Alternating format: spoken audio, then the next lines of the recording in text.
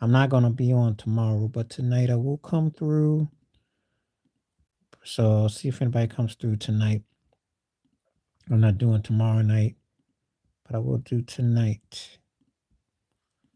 Out of respect for people tomorrow, because I have to have people tell me that they're going to want to come on tomorrow. But I will pass it up tomorrow. But if they want to, unless someone tells me they're going to come through tomorrow, I won't do it. But I got to see first how anybody comes up tonight, though. Because I know it's a holiday weekend. It's a short notice. There were some people that had to get booty yesterday. So, and I get it if no one doesn't come through. I'll know in about 15 minutes if anybody's going to come through here, though, because, again, it's not one of those things that'll take all night. It'll be pretty quickly if someone's going to come through or not, you know. So we will see. We'll definitely see what's up, you know. But anyway, I'm here right now, so I'm just going to see what's up, you know. And I come on through and see what's happening, see how people's days going. Different things to talk about, you know. And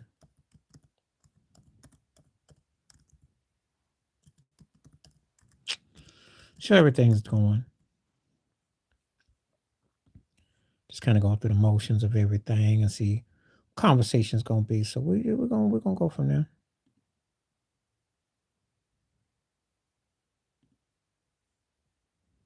See what the word is today. How everything's going on. Depends what the weather's like. Depends on where you are. Um, I did some videos today, so we're gonna see if anybody got anything to make a comment about those, or you know,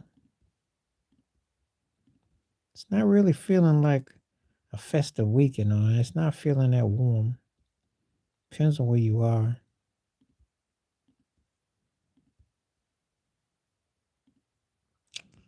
So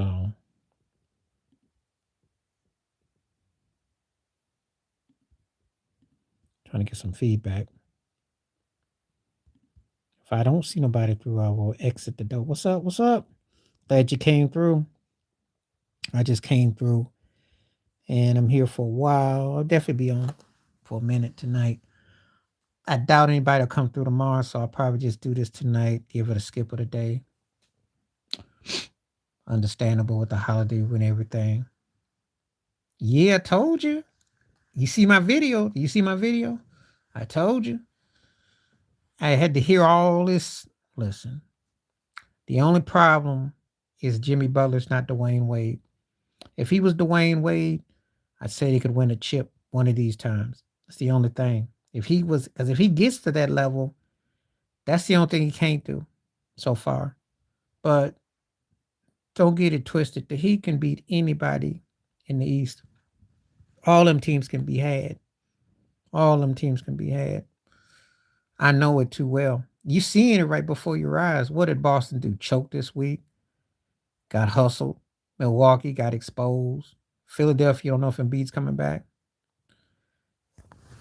Oh, you just saying it because they beat the Lakers. I mean, if they play defense like they did last night, I give you that. You know, they should have beat the Lakers in LA.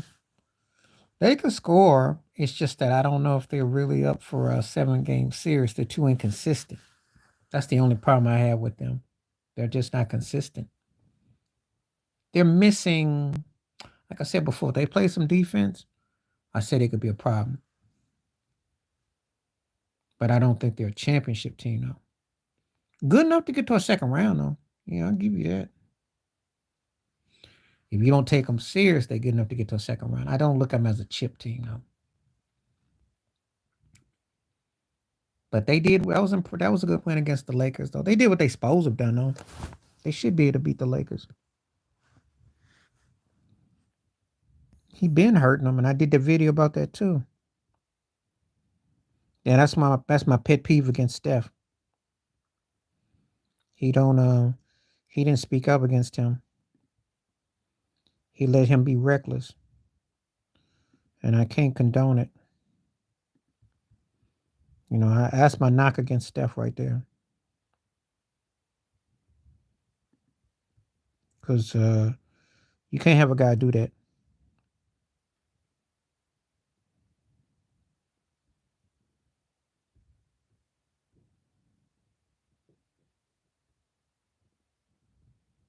Well, he's been getting they've coddled him.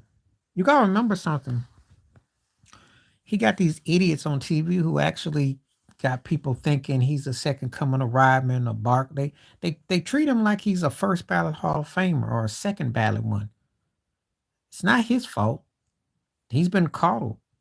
Steve Kerr didn't coddle him. Steph didn't coddle him. Clay has coddled him. No one's ever called his antics and his punk ways out.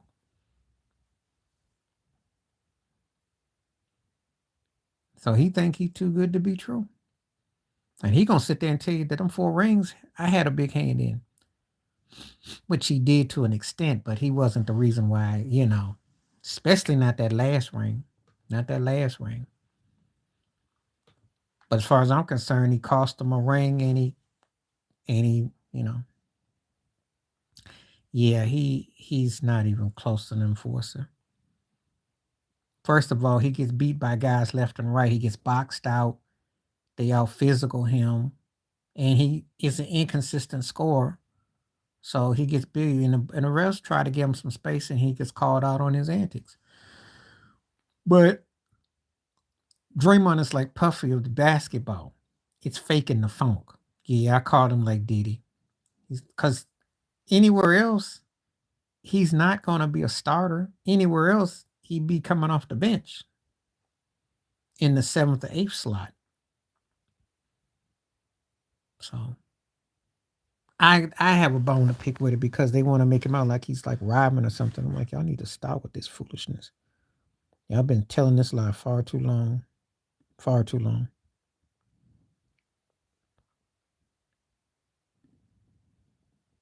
So I don't like to. That's my knock against him.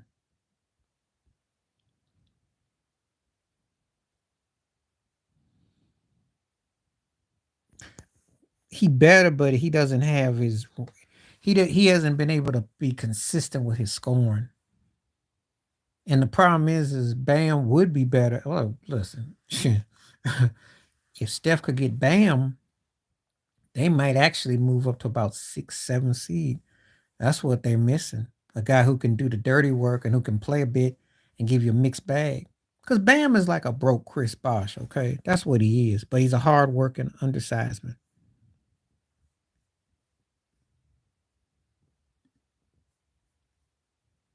That's how I look at him.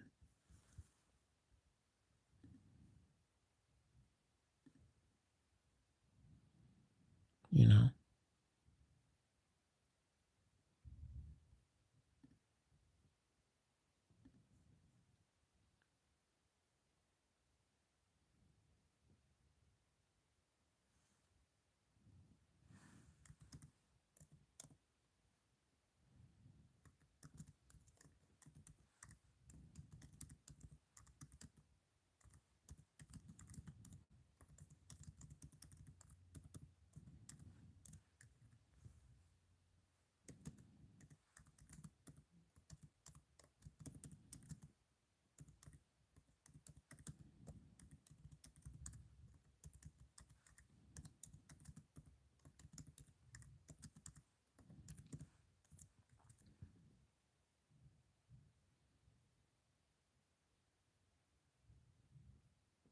Well, because teams are getting winded when you shoot them long threes, cats be tired, yo. They pushing that ball, you know. That's what's up.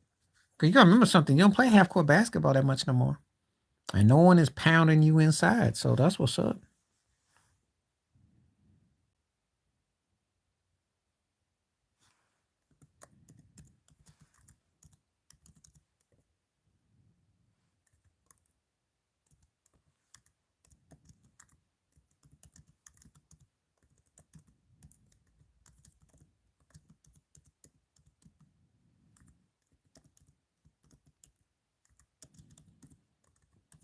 Yeah, he's gonna be rookie of the year.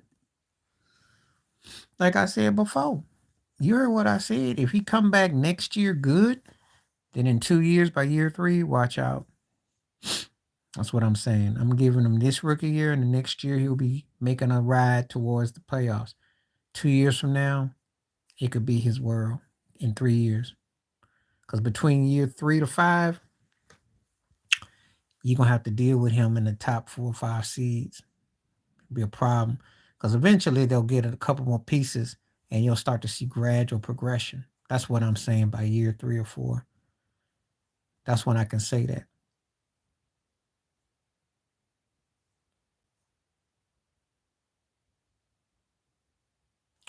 He's very progressive. And the thing about it is he just stays in his, keeps adding. Watch out.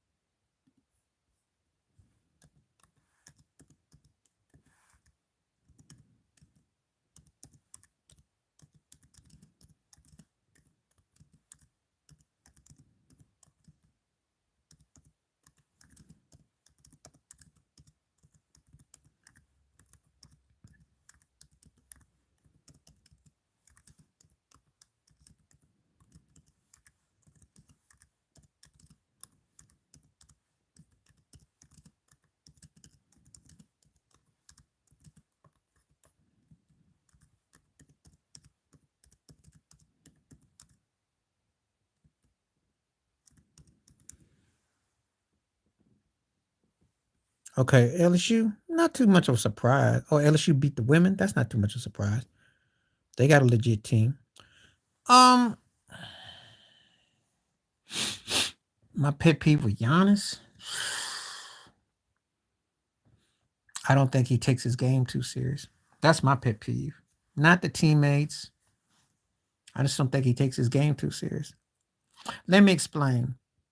He didn't figure out how to make himself a better player. So now he'll flirt with a triple double. He'll be a double double man. He does other stuff. He gets fouled. He hasn't figured out how to finish up. Like the numbers are there, but he doesn't finish up. That's what separates him from Jokic. If he figures out how to really make people pay, he had a moment when he did it in the finals. Oh yeah, what did he say? Oh yeah, I think I saw it. I know what he said. It's behind that Laker game. Yeah. Um, the reason why I haven't done that is because he hasn't showed. I haven't seen the playoffs this year. If he pulls a disappearing act in the playoffs, I'm gonna do my own video on it. But my knock against him is just that as much as he gets hacked, he has to make teams pay. As much as he gets hacked, he has to demonstrate I'm gonna take over. And sometimes he doesn't. Now, when you say cuddling to his teammates, I think that whole thing with that whole mess with him and Dame was hilarious. Dame can't be the best player on the team. Dame has to probably be the third best player on the team. Chris Middleton and Lopez got to be the best too. Dame can look like he's the first or the second, but he can't be because Dame is not that good enough because Dame doesn't create like Giannis does. But I'll wait till the playoffs before I do a video on Giannis unless something comes up before that. Right now, if I was to do a video, I'd do it on Dame or I'd do it on Doc. I wouldn't pick on Giannis because Giannis, I told you that. Psh. And if he messes up this ride, he's going to the senior citizen home, the old folks home. If he gets ran out of Milwaukee, he going to the old folks home because then he'll be just open season the stat pad. He'll be probably going up to back up Trey in Atlanta. So it'll be something real heinous and ugly because he didn't messed up so bad that no one that has a top tier view will mess with him again. It ain't gonna get better than this. You think Philadelphia can cover his behind? I don't. Miami ain't gonna touch him. He'll be a gun for hire. And he can't go out to Golden State because he don't play no defense. Like I'm saying, if he messes this up, he's going to the old folks home. That just basically means he'll be going somewhere where he'll just shoot freestyle, which that's all he want to do anyway. That's all he want to do.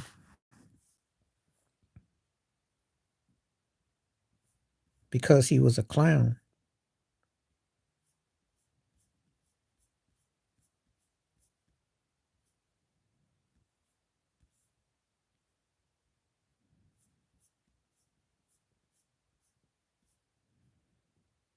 He was a clown.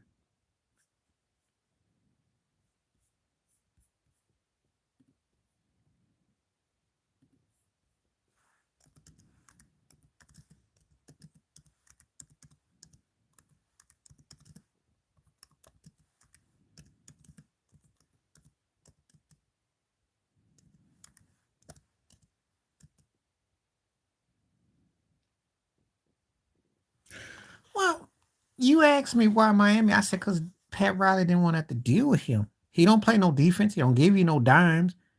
He don't give you no boards. He don't give you no hustle. They're supposed to would pull hair out to mess with him. What they gonna do? Now, be honest with you, with the way he shoots and scores is everything Miami would need, right? But if he's off, is he better than Jimmy Butler's offense or Bam's offense or Tyler Hero's offense or Duncan Robinson's offense? He's a more expensive version of those two. He's better than them as an athlete, but he ain't the dude that you ride the coat. You see, you want to get a guy that you're going to ride with. That's why they were hoping. He ain't no leader. So he's a problem.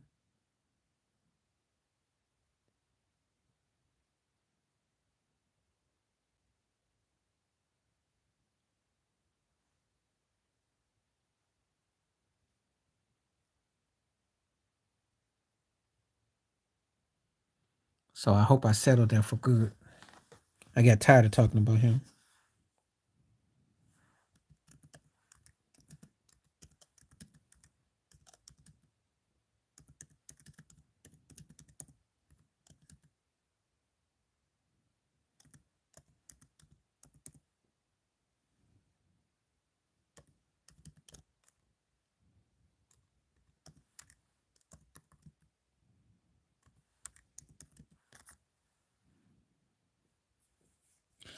Well, they quit on him. That's why.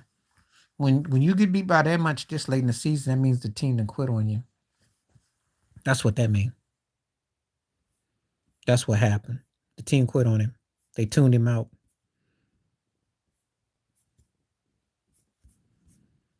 And that's where you can't do nothing as a coach. Because you didn't sit there and call them all kinds of soft and tissue paper and Twinkies and cupcakes. Them grown men ain't gonna sit there and listen to that. I know what happened. That's what happened. You get blowed out like that at this late in the season. That's what happened. And he can't relate to him. Now, I understand why he wanted to get rid of Dame and get a team of his own, but you get beat like that,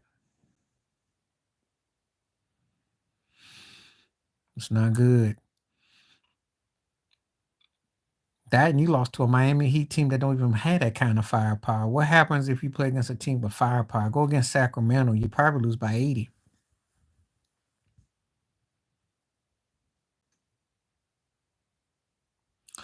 Yeah, he probably likes himself as an analyst right about now. Right about now, he probably likes himself too. You don't go to a place where you have a disgruntled superstar and the team is garbage, and then you're gonna take him out, and then you're gonna be stuck with a bunch of kids. You're asking to get fed to the fire to the lions. He wanted to coach. Good luck with that. I mean,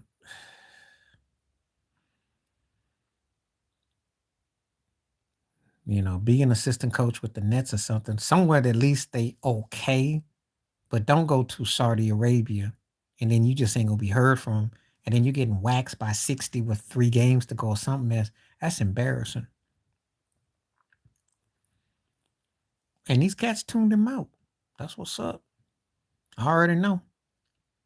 I ain't even got to look to know that they tuned him out because I can look at their record and they're not trying. Now, see, when someone comes at me and asks me how I know, look at the Rockets. Got a coach they respect. And Dylan Brooks was so supposedly a malcontent, you couldn't, they respect and you seeing results. That's the difference right there. And if you told anyone before the season that Houston, Portland, where did you see the two teams? I don't think Portland was going to be seen too high, but you sure didn't see them being that low, but you didn't see Houston being that good. Gotta have respect. Chauncey and set up for, she's sinking.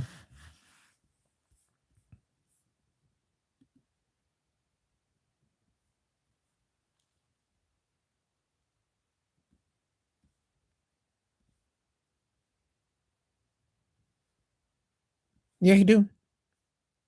Yeah, he do.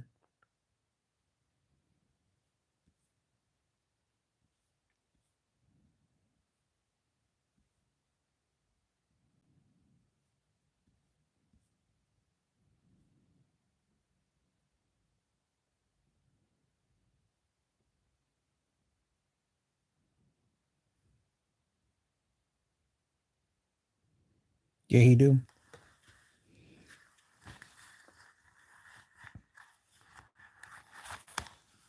Well, he's getting the job done. He's getting results. And see, you're in an era now where young coaches can do things. So it's no, you can't say that it's because the team is young. The NBA is young. Yeah, well, they Milwaukee passed on because of so-called imagery. But I'm gonna tell you something. He's exactly what Giannis needs because he knows how to coach what he knows how to coach superstars.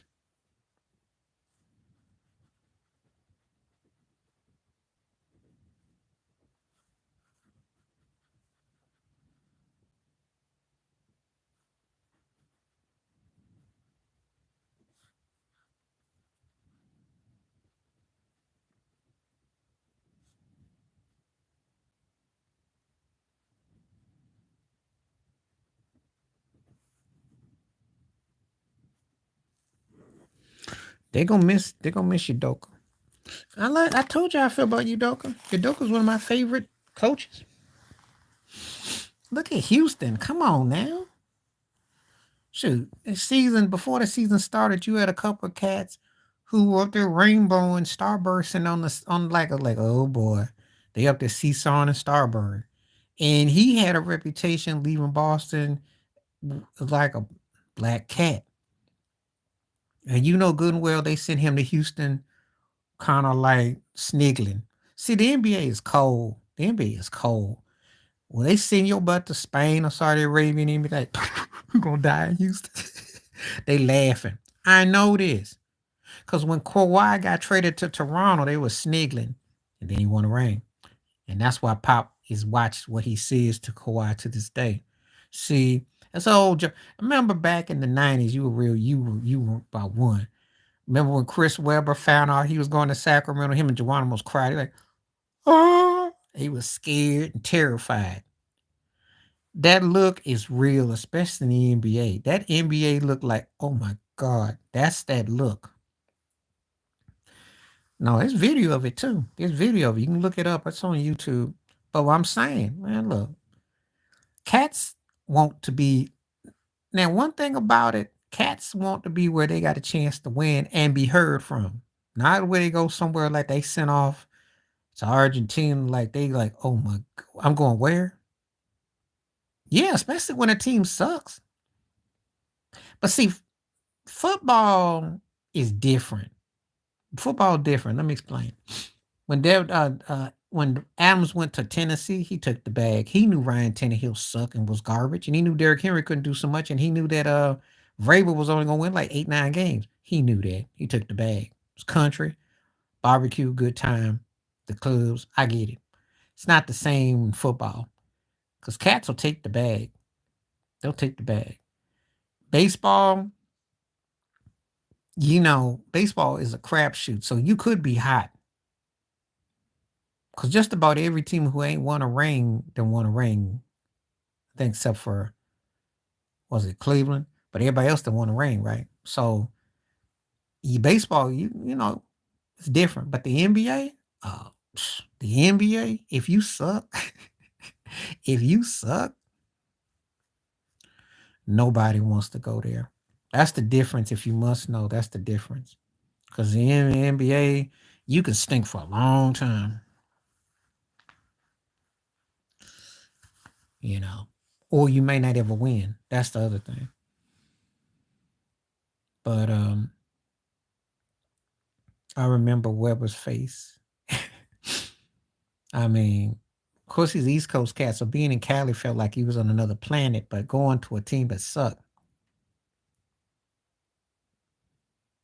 Well, not when Ortiz, Pedro came and Manny and all that. Mookie and Dave Roberts, I mean, you know, they were successful. Mookie won a ring, man. I mean, they were successful, but they didn't want to pay him. They must have thought he was going to just dry up and be a flash in the pan. I don't know what the logic was with that. I don't know. But let's just say that they reaped they've stunk without him. They have not replaced him. I don't mind. At least gives me something to be happy about. If we gotta suck, at least Boston's next to us. So I know you're gonna get excited. I saw the highlights. I saw what the Yankees did, but it's just 2-0. It's still 160 games to go. Oh yeah. Oh yeah. Oh yeah. Long as he don't do anything stupid. But yeah, easily. Because he's like Jeter with pop in his bat, and then he got that glove in the outfield, and he's all around. And ain't nobody saying nothing about his contract with the Dodgers because he did more than he make up for. He's legit. He's a leader. He bad. You know. It's just that we're in an era where unless you're a baseball fan, you're not gonna appreciate him. In another era, he'd been very more appreciated. That's all. But you're a bad boy. And I still don't know why Boston let him go. So well, okay, what's up, TBB? What's up?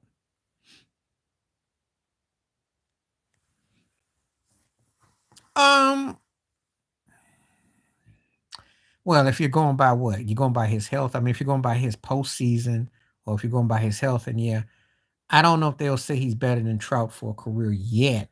That's a bit, depends on who you ask. You ask me, yeah. You ask them, no.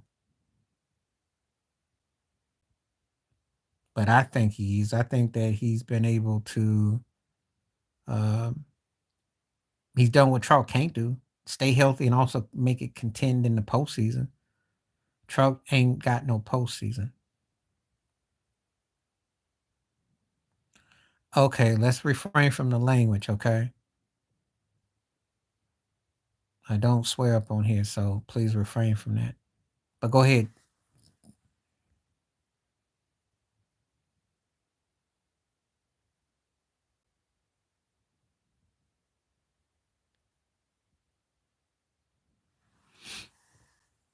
Try it again. Baseball's not for everybody.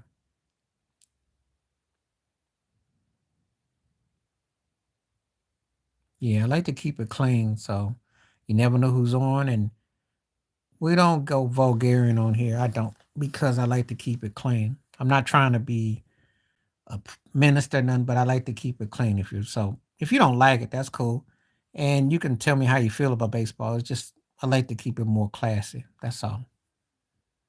But I do want to know why you don't like it because it's slow, the timing. Do tell. Well, I agree with you. I mean, I think he is too. Yeah, it is. But the thing is that you have to be accurate, and the difference is that it's the only sport I know where you can be below average and you get paid like you're a king. Bat 300, you get treated like pitch and have a 5 ERA, and you get it's crazy. But it's a competitive sport. It's the hardest thing in the world is still to hit a baseball, and it's one of it was my childhood favorite sport. I loved it a lot more back in the day. Aside from the rooting for the Yankees and keeping up with stuff, I'm not quite into it as much as I was because it's taken a hit, and I think it's because that there's not any competition, there's not a battle, there's no real rivalries, and it's kind of soured me a bit. No, it's not because football you can win on the line. Football you can manipulate with the offense. I'm talking about American football. You can manipulate with if we're talking about American football, I'm talking about American. I'm not talking about anywhere else in the world. American football is far easier than baseball because you can got access to getting the ball and yeah, okay, well, that's a different sport, but even at that, you can get touches. Baseball, you have to sit there and get these pitches, and umpire may give you a strike zone, may not, and you don't get a lot of opportunities if you got to be really accurate. At least with soccer, you got an opportunity to move the ball around, and they find ways to keep you around. Baseball's a different animal.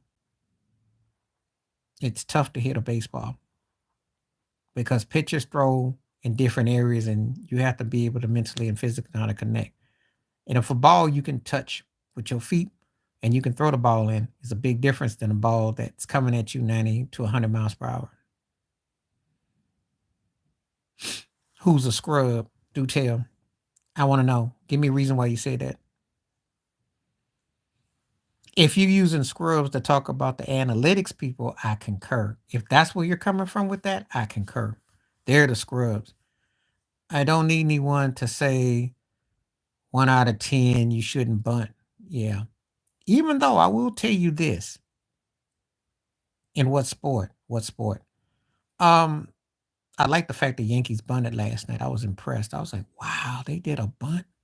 Great. That gave me hope. Well, Blue Baron, if it's baseball, we're talking about the New York Yankees. And if we're talking Yankees, but I don't get excited until we get to like late August, September.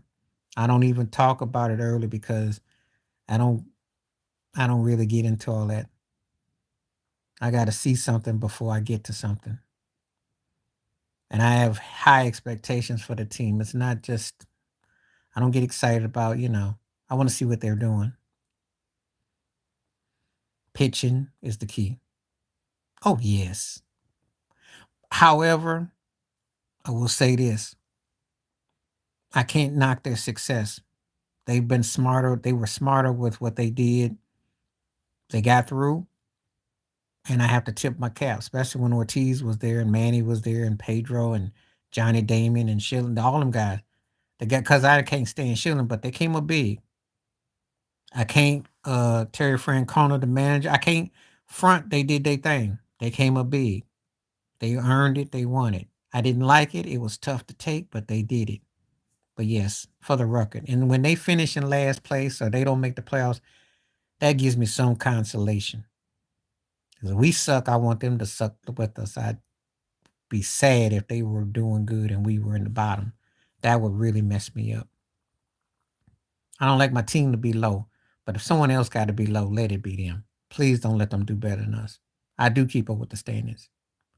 Some of them do. I ain't never gonna fight no Red Sox fan. I've had a buddy or two that were Red Sox fans. What I can't stand about Red Sox fans is they always talk about we're the evil empire, but they spent money too. They spent money, you know, and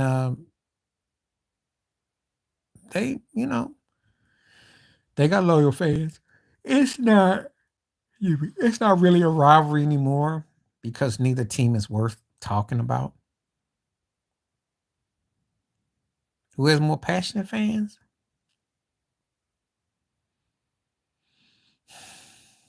That's a good question. I'm going to go on a limb. I'd say they probably more passionate because they really took it to heart and they really believed in the curse and they really had to go through it. I think as a Yankees fan, you just think it's a matter of time. I'm not saying Yankee fans ain't passionate. However, you get used to winning and used to being a threat. You don't look at it with anxiety. They took it to heart. So I have to say them because of that.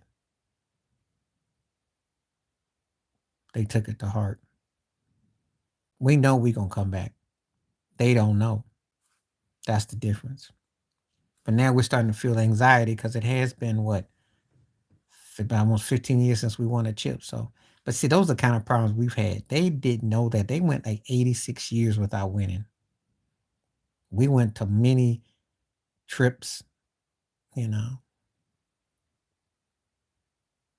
You know, so that's how I look at it. Ted, feel free to answer that question too. I think I gave them that because I think that they were. Of course, I would. Wouldn't think nothing about it. I know people going to Yankee Stadium with Boston caps on their head. You know, if you're a fan, you're a fan. It's not no big thing.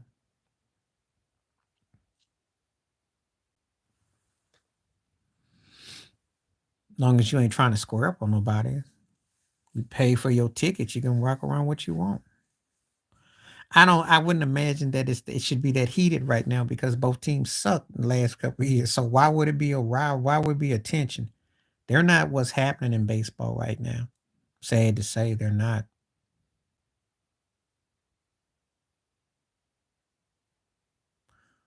That would never happen in England. What do you mean?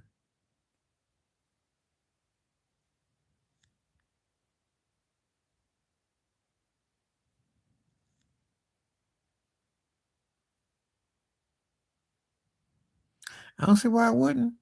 If you rock your team, you rock. I know some people take that stuff seriously. First of all, there's too much money involved nowadays. Second of all, there's really no loyalty. And what has happened is that people rock whatever. Now it's different between the diehards and the hanger-ons, but it's different. So I can't even say, I'm tripping when people want to fight because of Gladstone.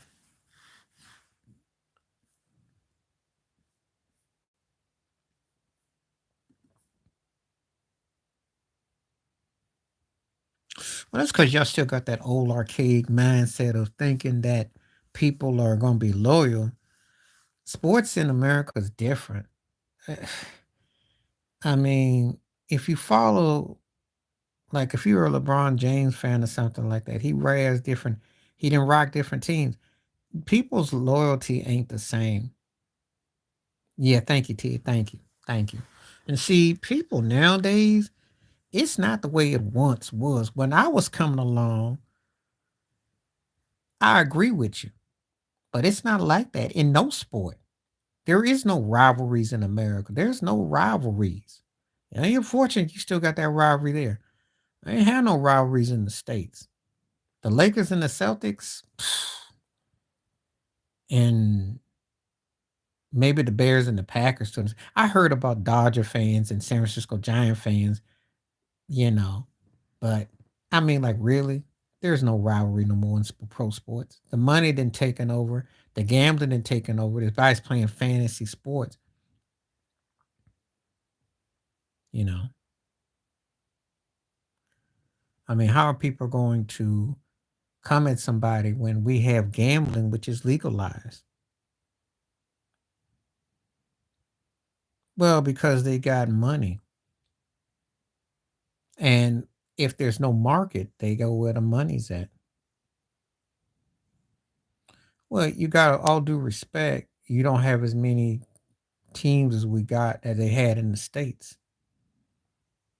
Teams that you have in the States, uh, the money, the owners come along, get a new stadium, get stuff rolling.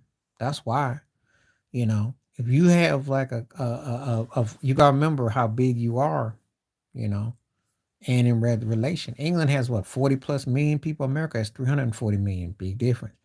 And then if you have 30 sports franchises, big cities, big places, think about it. It's a different dynamic. Yes. Yes. And made some very racial derogatory remarks. And when the England men's team played that football soccer tournament, that whole mess just a couple years ago. Yes. I know there's money involved. What I'm saying is we got more going on.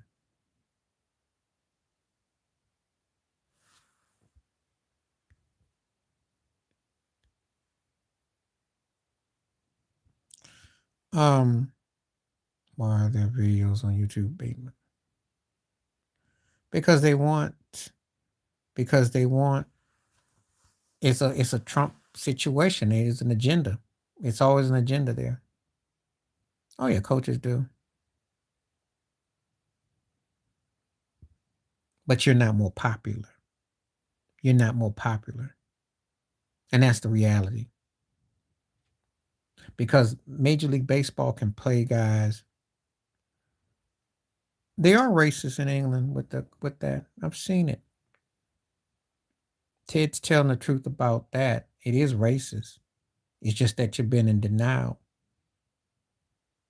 And I have watched it. There are certain types of attitudes and actions would not fly. You can jeer and boo people, but see, American superstar players, American superstar players go to a referee or they get security. They usher them people out the building. They don't do that there. Well, you have had people. Yes. Ted is right on that. Those young men who went through that mess because they didn't make that goal for that cup a couple years ago got racist chants at them. That's a fact. Regardless, win or lose, they was, and this was after the George Floyd thing where England was acting like they was trying to take down racist sculptures and stuff. Ted is on it. I seen it. The reason why you get away with certain things is because it's not heavy African. You know, with the American is different because they aren't going to go that even though they do, they don't. There's things that get said and done, but then they don't. There's a different way that it's approached. There's a different approach. Yeah, there's death threats and there have been stuff in American sports is not twisted. However, there is rules to it. There are ways and rules about it. It is handled differently in the States. And you might have more money in certain sectors, but they can pay certain amount of money. They sell the merch of people worldwide. That's the difference. Everybody knows LeBron James.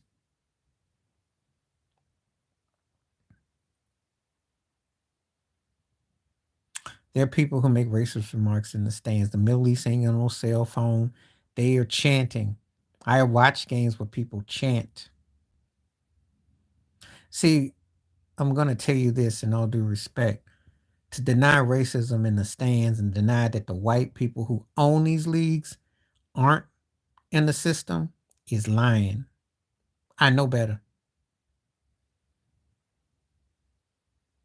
Yeah, I mean, they still have had racist people in the stands.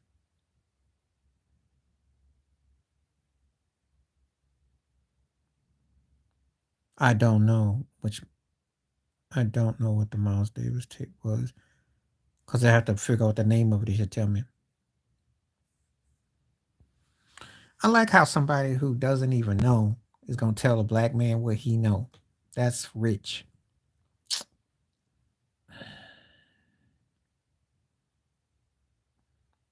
I don't really want to go into about the culture in England because out of due respect, but they've had a racist history against black folk.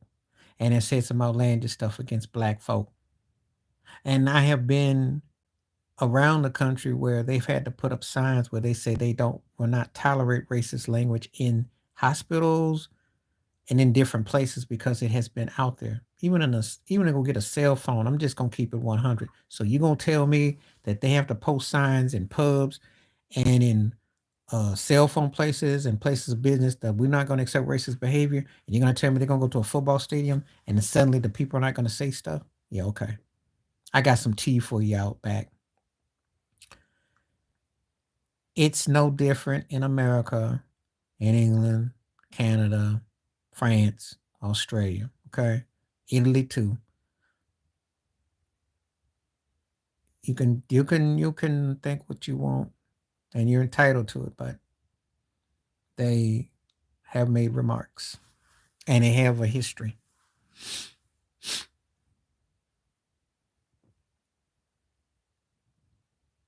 And it's unfortunate, but that's how it is. Thank you. Thank you. So I've watched British. When I watch YouTube, I watch a whole plethora of different things. And I watch like people in Britain who were what we call more chic. Hold on just a second. I'll answer that just a second. They were more chic, right? When her name came up, they got this snot nosed Billy Idol snarl about talking about Megan. Hmm. But now, because of what has happened with Kate, she don't look so bad. They don't like her, but she don't look as bad. But yeah, they definitely gotta. And what they said about her, all that stuff was racist. Yes, they've been known for being racist. That's a fact. Anybody who tells me anything different is lying to themselves and don't know their history. Yes, they do. Crossing over. Well, there's a double lit. No, because I'll say it like this. Um, if you accept it on your own terms for crossover, that's one thing. But if it's done to whitewash your sound or your imagery, then no, it's not good. You shouldn't have to cross over because if your music is music, it would automatically, but that's not how it works. The industry is an industry plantation whose purposely has a black division and a white division. So if you know that, that should answer your question. I look at somebody like Frankie Beverly and Mays. Frankie Beverly never crossed over.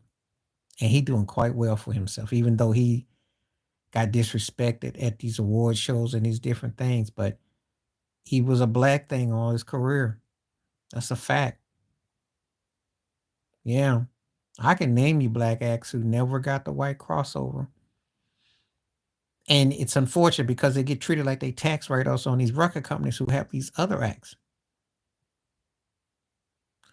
Speak for yourself. It's all tied together. And part of class is finance. Yeah, I'm going to have to because this cat is definitely, because it's getting ridiculous. I mean, I like how people use class and wealth and don't want to address, Yeah, he did. Yeah, he did. Let me tell you how. The revolution, right? If you ever watched the Grammys in 85, Wendy Melvoin's daddy was the president of the NASRM, Mike Melvin, who played with the Beach Boys, Jackson 5, did all that. He came on the stage and said, "My daughter's part of this man's band." He used Wendy and Lisa because they had the Jewish connections in the industry. He had the white girls in his band. They had connections. He used that imagery to do that. He, when you work for a major record company and they put money on you, they own you. That's what Prince went through. He got owned by them. You think getting those Grammys and that Oscar and American Music Awards is just because he's a great musical genius and we just think he's the no.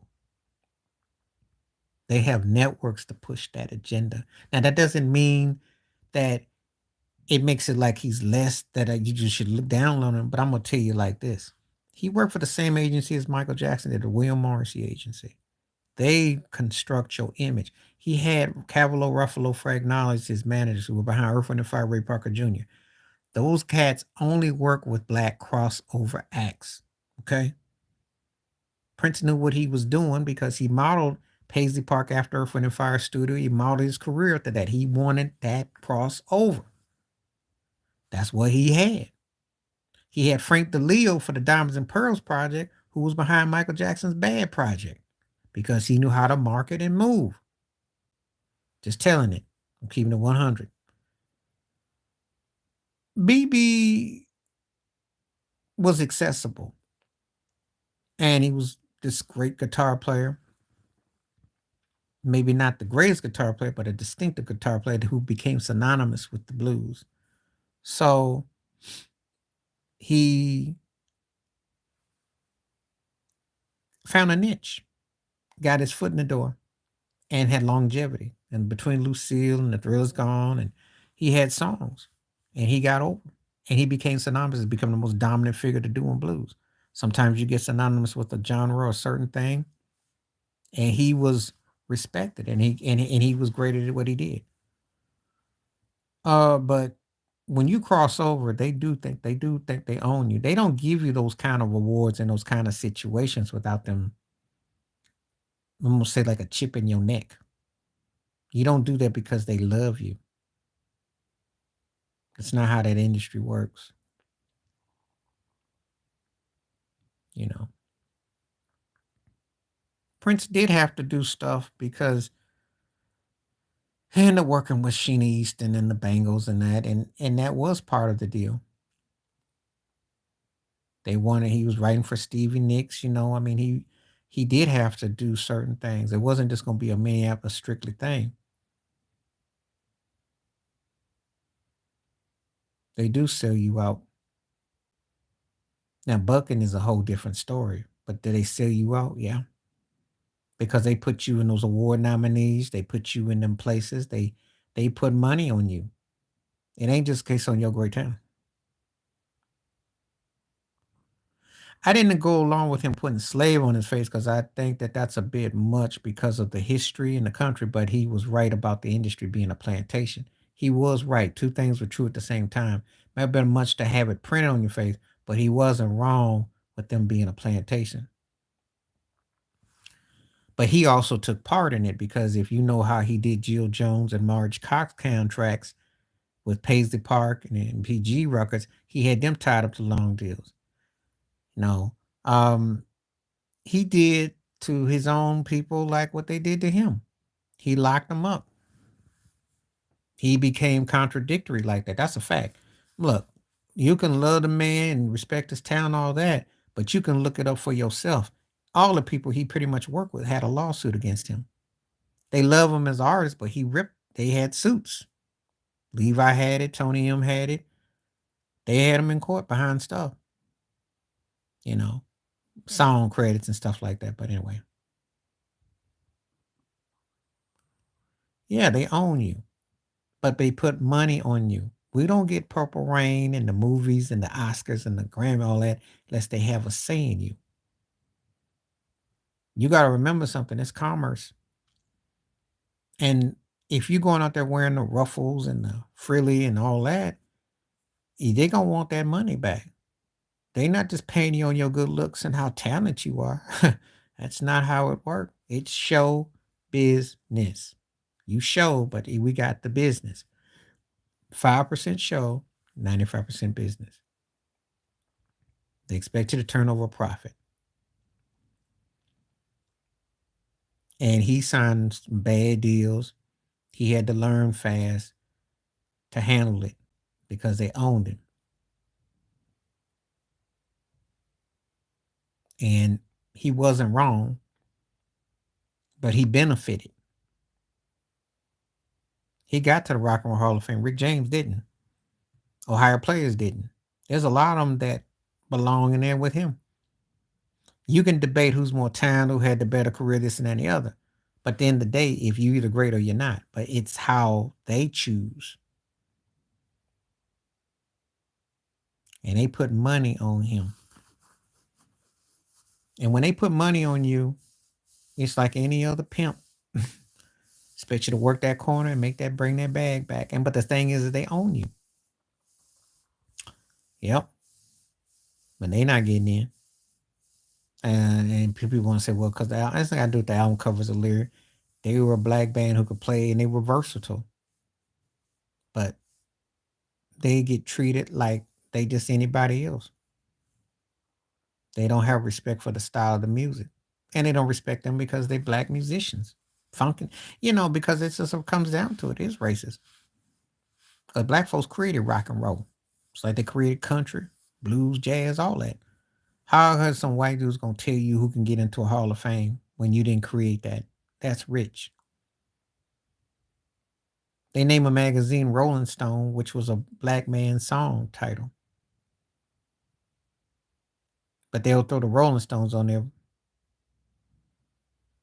you know. So this history doesn't come out. That's it. That's truer words. Look at Michael Jackson. Look at Michael. And you ain't even got to be the biggest Michael fan, but he was the most dominant artist of my lifetime because he went against himself on these awards. He sold all the records. He hit worldwide. He hit in ways that white folks weren't hitting.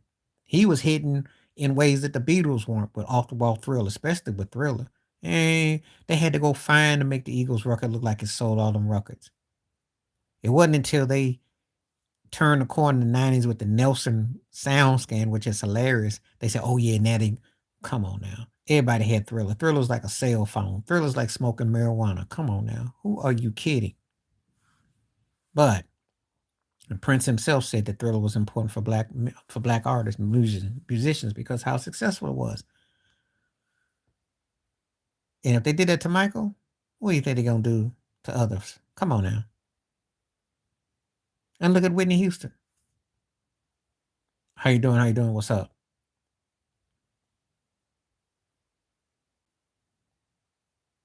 Good to have you in here. They own you. You're a product. So I'm not even talking about it from favorites or anything.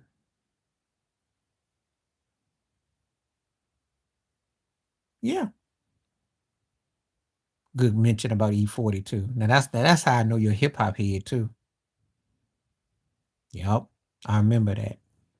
I like that call too. That's so true.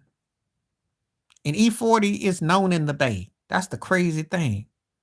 I mean, like, you even got to be the biggest E40 fan, but you know that's E40 because the glasses, the hat, the jacket. I mean, he hang out with Steph Curry sometime. They do the car thing. They were doing that. I mean, E40 got his tickets. But yeah, she looked at him like he was about ready to call him Toby. I ain't lying.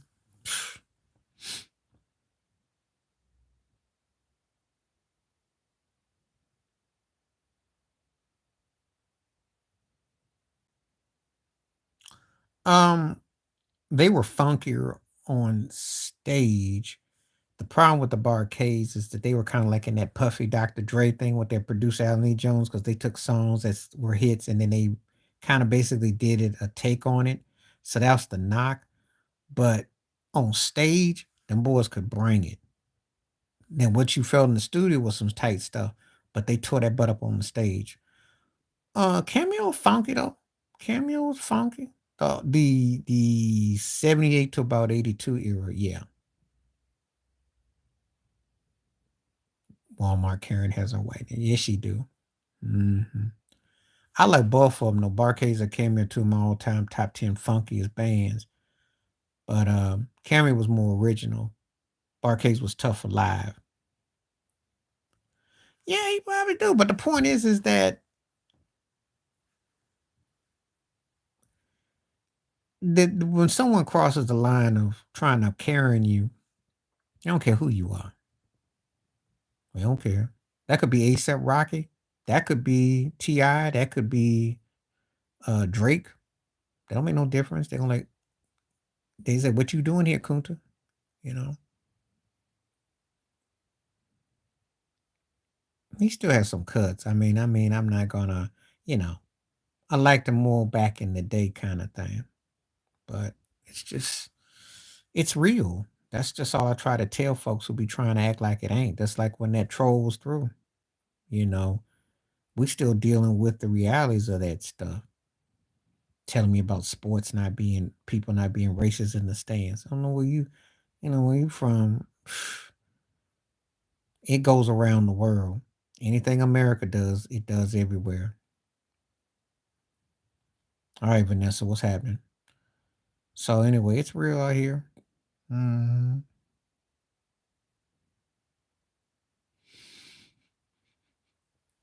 That's not the only time I've seen an artist have to go through that mess in the stands either.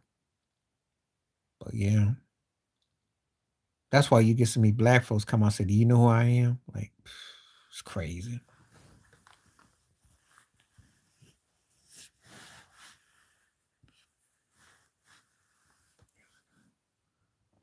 Well, I think I want to say something happened with Luda once. I can't. I could have sworn I heard something. It was somebody I heard. Somebody was acting unruly towards somebody black in the stands. I don't know if it was Luda. It was somebody though. You know, usually people get hip that someone is someone so behind them, and they watch what they say. Usually, I think was it LeBron's wife? Did Savannah have to go almost do a Will Smith on somebody? Almost gave somebody almost got a two piece. Somebody said something in them stands. I forgot whose wife it was, but it was almost like that though. When I was a kid, it's funny you say that. When I was a boy, and I saw the original, I saw Metal Lock Lemon and Curly Neal in them, and they were amazing. Funny you mentioned that. That's a great one because I did, and they were incredible. Probably the most talented basketball players I've ever seen, if I'm honest, because Metal Lock Lemon could shoot anything. She was tough in the she was tough in the dark ways. Curly Neal had crazy handles. I mean, they were those cats back then were amazing. They were amazing. Metal Lock Lemon would have been crazy in today's NBA. The way he could shoot.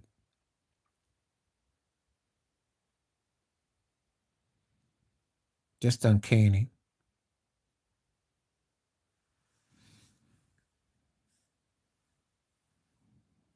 Well, yeah, that Jackie had more pop in her arm than Doug.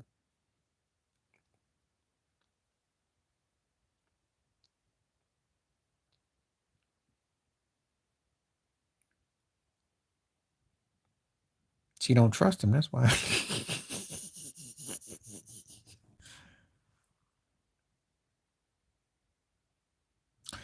Well, it's still like they still can perform at a high level, but to see the guys that you'd have to watch it on YouTube, you'd be blown away. I mean, they great. What they always keep top tier, but Meadowlark Lemon and Curly Neal alone, those two alone were just mind blowing. I think Wilt Chamberlain came on and said that Meadowlark Lemon was the greatest player he ever saw. I mean, he was incredible. The skills were just mind blowing. They were mind blowing.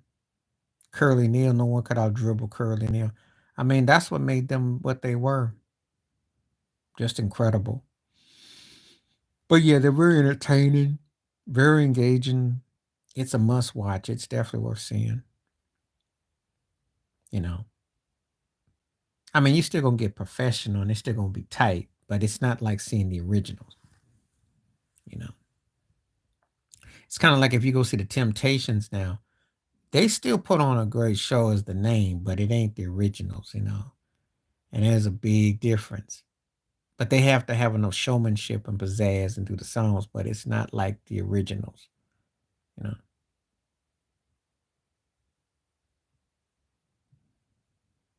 there's some truth to that, but then it's also truth that Prince took a lot off of Rick too. And the Stone City Band didn't always say that they got beat though. They do. Prince got a lot off of them though.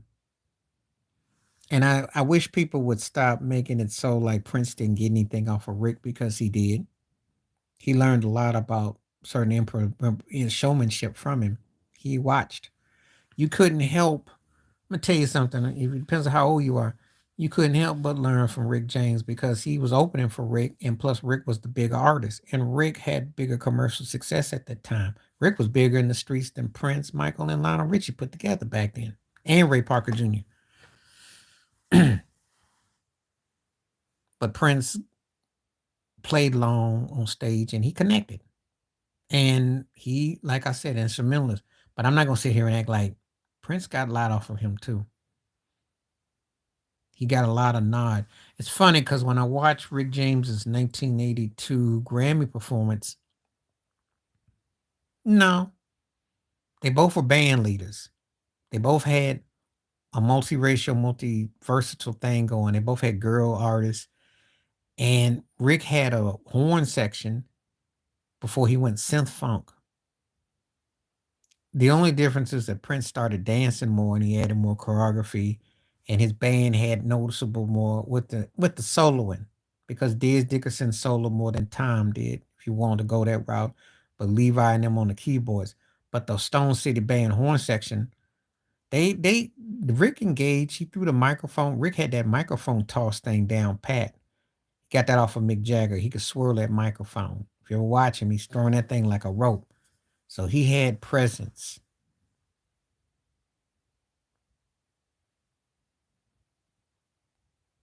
Well, the record companies wanted him on too because it was, at that time, Prince did have a built-in more, mixed bag of audience. Rick played before different audience, but Prince had a multi built-in set. He was, but he had white fans, but he was. He in 81 yeah, I'm not gonna argue that. Um Rick broke the records around the world. I mean, in the United States, in Memphis, he had, he had Street Songs was a big tour. That was one of the biggest black tours of that time. So again, you disagree with me on what? Prince wasn't that great of a dancer until we get to about he started doing them splits. It wasn't until about the 1999 era onward did he get his choreography tight. His dancing was kind of white boyish, if you want my honest opinion. He didn't really get his wheels going until about it wasn't until about the 1999. See, Prince was one of those kind of people. He got it together. He started dancing better as time went on.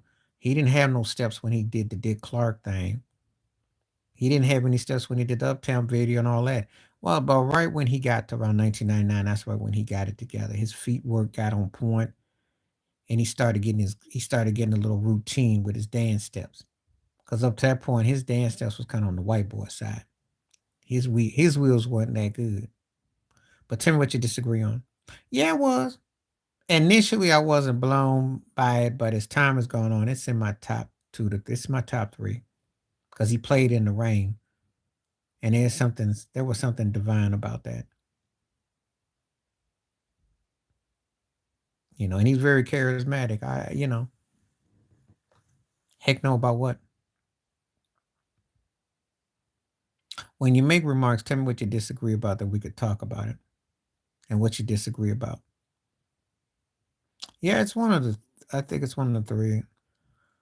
Mine would be Michael Jackson's is number one for me because it is part spectacle and the showmanship and how he did it. Bruno Mars's performance when he did the whole dance and everything, and then Prince's. Those are my top three. I thought Bruno's was probably the movement and everything he did. I liked a whole lot, but they're the three best I've seen. And for my money, after them three, Donna Ross's helicopter thing, because you got to remember something about the halftime show. It has to be part theatrics, show, and then how you perform. It's not just a straight concert because it's not like we're just performing at a concert. Let's get that straight.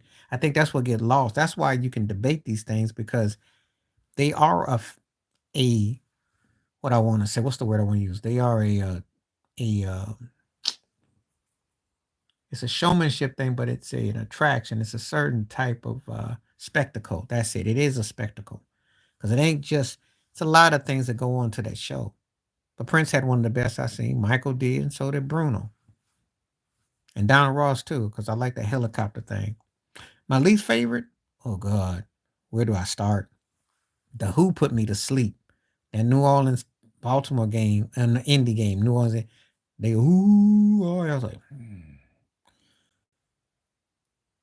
I think was it Paul McCartney? It was boring. Katy Perry and somebody else that was boring too. Was it Coldplay? It was somebody that was boring. They had some boring ones. Usher's was good. Should have been great. He just didn't get that. He didn't have what Michael Prince and Bruno had. He'd have just had that one more thing, he would have been it would have been in that discussion because he did I like the rollerblading thing. But bringing Alicia Keys was like when he just didn't get that one thing. He gets that one thing. That one's an argument for me because he had everything else. Voice sounded good, and he had the improv, he had the spectacle and the showmanship. He just didn't finish it. I said, boy, if you could just finish it. I didn't have to because she cracked before I had a chance to hit the switch. She no sooner as she come, oh, I'm like, oh God. She and Anthony Davis start growling without no reason. I'm like, oh boy. She cracked on the cue. My favorite Alicia Keys funny moment, which ain't funny, but it was funny, is when she did that Prince tribute and she got on top of the piano and she was pregnant and Prince was like, look at her, was cracking me up. I was like, oh God. It was showmanship. It wasn't nothing to it. It was rehearsed. It got made into, yeah. She got up there and Prince was like, because you don't know if the baby gonna come out and start hitting the keys. I'm like, what is she doing? Yeah, her and I should go back. It was rehearsed. It was just acting on stage for charisma's sake. It's old show business. People reading too much into it obviously haven't seen show business because that's just old show business.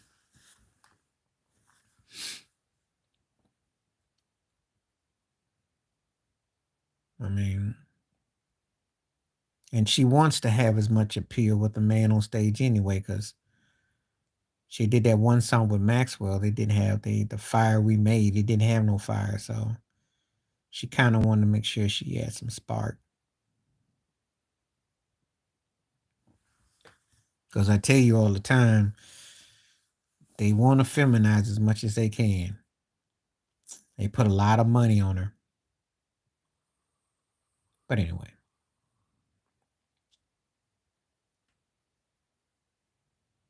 but we do tend to keep her on mute, though. You right with that one, Ted. We do keep her on mute. We don't got no time to hear all her crying on the piano and singing. That ain't what we want.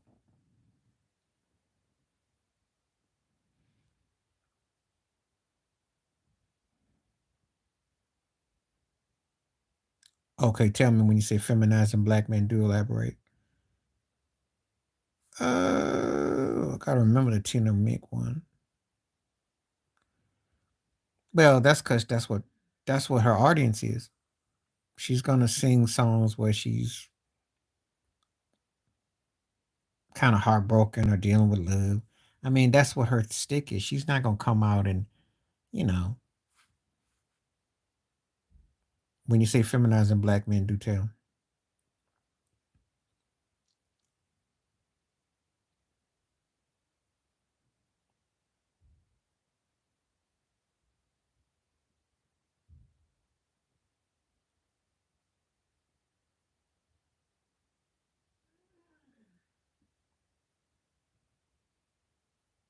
Do tell.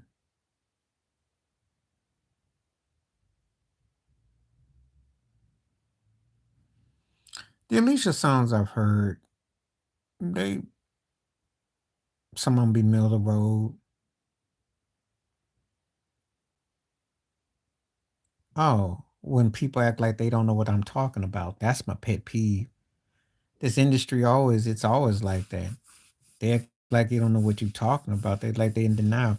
Like you can tell them to your blue in the face that that's how it goes down at these parties. That's how these acts have to do. They have to give up something to get something, and people be like, well, no. And it well, so and so wouldn't. I'm like, really? You really think that's how it is? You really think it's just based on your talent?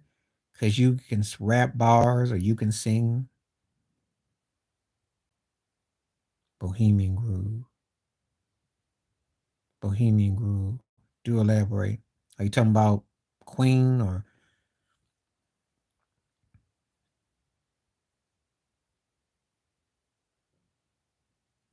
but oh yeah, yeah, yeah, yeah. It's just like the Illuminati. Hmm. It's in all forms. The Masons, that's in the NBA too. Secret society, all in it. That's what I think David Stern and Adam Silver be. I'm telling you, all this stuff is connected. It's not just a, we talk, people say, well, you want to talk about sports and you bring, I say, it's in all walks of life. It's entertainment dollars. Them days of when it was not talked about are gone. Because they tie in stuff. You think it's slick how they're using, yep. Think it's slick how they're using Taylor Swift in the stands with Kansas City. That's not by accident. You need to look and see those things. That's not by accident.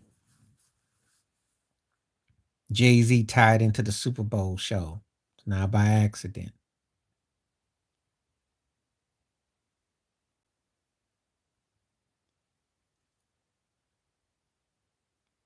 When they have country artists doing the national anthems or certain things, that's not by accident. I'm telling you, you guys see it for what it is. I can't make it up. I don't think so. I had to deal with that on Facebook, Meta, with someone saying, no, Josh Allen made some bad plays.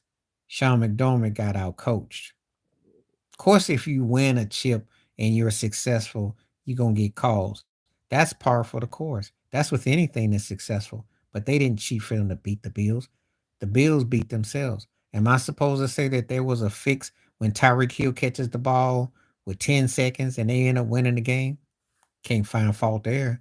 Am I supposed to say there was a fix on when they beat us the year prior to that with no cheat there?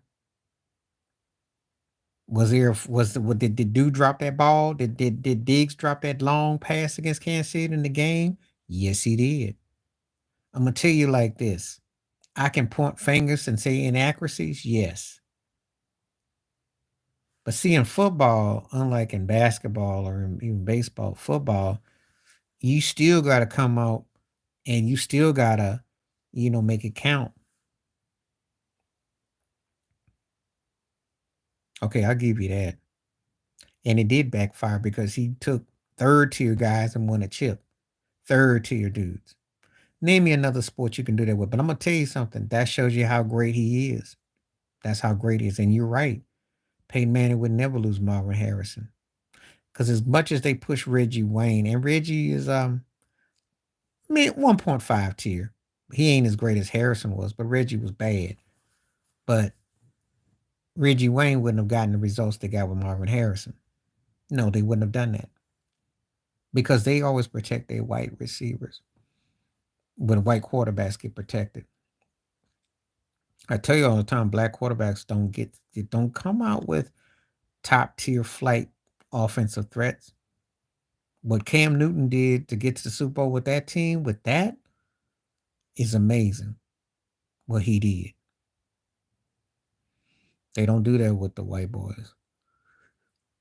Most of the time, when black quarterbacks have a team, it's just like second, third tier guys. They don't get no first tier guy like no Tyreek. Shh. And I'm not knocking him, but Michael Crabtree compared to Tyreek, that's what Cap had, you know. Yeah, I remember E.T., Eddie Towns. Tonight I wanna do something. That was a bumping song. It had that total experience sound. Lonnie was something else too. Lonnie was like a pre-Suge Knight, pre-Puffy, except all that other freaky stuff. But as far as the as far as doing the shaded stuff, Lonnie was into a lot of shaded stuff. Yeah, depends on his relationship with the media. That's what would get him strong in Hall of Fame credentials right there. Because he only had T.O. for that one, you know. And so that is to be commemorated. That's very special. Because he had some receivers that them guys were third tier. He did. And he was threatened by him. he was threatened by him. Donovan was insecure and he was threatened by him. Well, because T.O. carried weight. T.O. spoke out. T.O. called him an Uncle Tom. Said he's shuffling. Donovan was a prim, proper brother, Syracuse, and he had to fight to get what he got. Listen, I give McNabb his due. He wasn't wanted in Philly, but he earned it. Okay, and he did really good considering all things considered. But yeah, he was threatened by T.O. as a type of trio. T.O. being as he speaks and what he do, because T.O. was like on a mission. T.O. was like a freak of an athlete, could play, had that Rodman kind of cavalier attitude, and knew he had crossover. T.O. had the crossover. And you see, you got to understand, two black men in a big place, alpha. And that's the problem. He did. Because Donovan was a tap dancer. It'd be one thing if he won the ring against New England, then it'd been one thing. He didn't win the ring and he never got back again. So it made him look, you know. T.O. kept getting jobs and he got.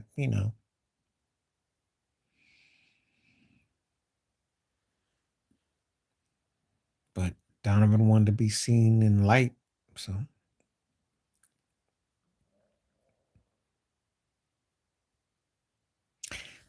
they were all right.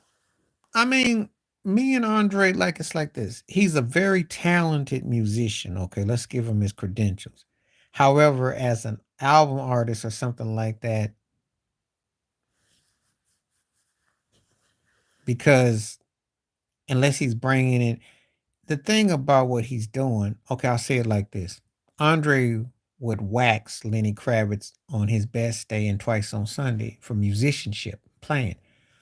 Problem is that Andre doesn't have a distinctive thing as far as songs that's connected like Lenny has. So when we talk about it in that totality, he's gonna come up short. That's the sad part. See, this is why talent is good, but it can also be overrated. Because if you don't hone it in to getting it right, and he gave great stuff to Jody Wilder and stuff to Prince. He didn't gave stuff to others. It just he's had mixed results as a solo artist. There's talent there, yes, but you got to have the songs that connect. So I can like stuff he's done, but I can also tell you why it didn't hit. And that's what separates so much.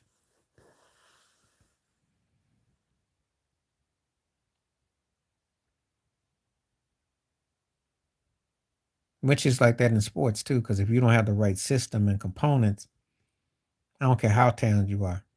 You know, I tell a story all the time about LSU college men's basketball team 30 years ago. Stanley Roberts was as good or better than Shaq in college, but he got to the pros and it never was. And you know what happened with Shaq's career. So that, again, there's a lot of factors. Sometimes how you put the work in, who you get with, what you do. It's a team effort always. So,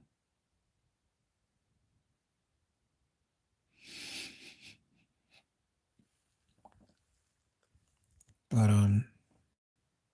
you know, musically, I like a lot of stuff Andre's done, but it just don't really click with his records, though.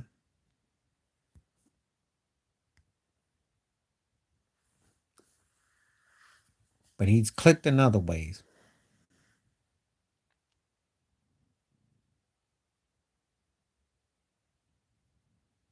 and he's bigger collaborator, I think.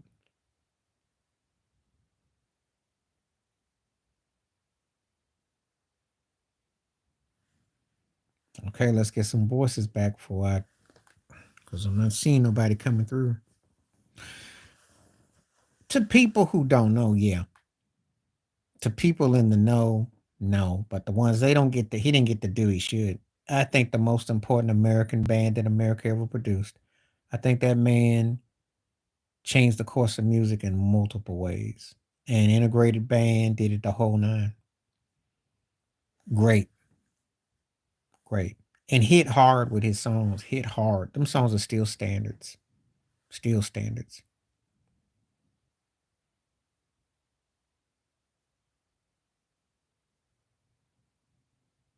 Well, because in the school, when they both went to high school together, because Andre had more charisma on stage when they first came out. Andre had a more outgoing demeanor than Prince. I told you it took Prince a while to get it up, the pun intended. He That Rick James tour was probably a turning point because the good, the bad, the ugly, and he had to like really hone his skills, hone his craft, and tighten up and get connection. Andre was like a big cheerleader, big pusher, and I think originally what I understand is that Prince and Andre were kind of like on a Brothers Johnson kind of coalition. Yeah, Steve Howe and Iron's greats, yeah. But it's like, okay, this is gonna be your baby, this is gonna be your steering wheel, you gotta get it. I can see it because I grew up. I saw them both. I saw that back then, and I remember what Prince was like early on. He was shy and kind of withdrawn. Yeah, over time, and he did because he kept working, kept kept at it. Longevity can work for you, can work against you. Depends on how you use it. But he, for the most part, I mean, parts of his career, he definitely, you know, he was able to because of touring. No, I think that was what really took his career to the heights because he could still bring it on the stage. Some people have been through with him in the studio, but live, that's where Prince to me shined his best. So that's been said, and I agree because he had the hair. He also used his hair. He uses androgyny. He studied out of the Little Richard playbook, out of Little Richard's playbook, out of Sly and the Family Stone's vibe, Michael Jackson's aspects to Jimi Hendrix, a lot of things. James Brown's aesthetic. He was a good sponge. He sponged and Steve Wonder, and he used all that to his advantage.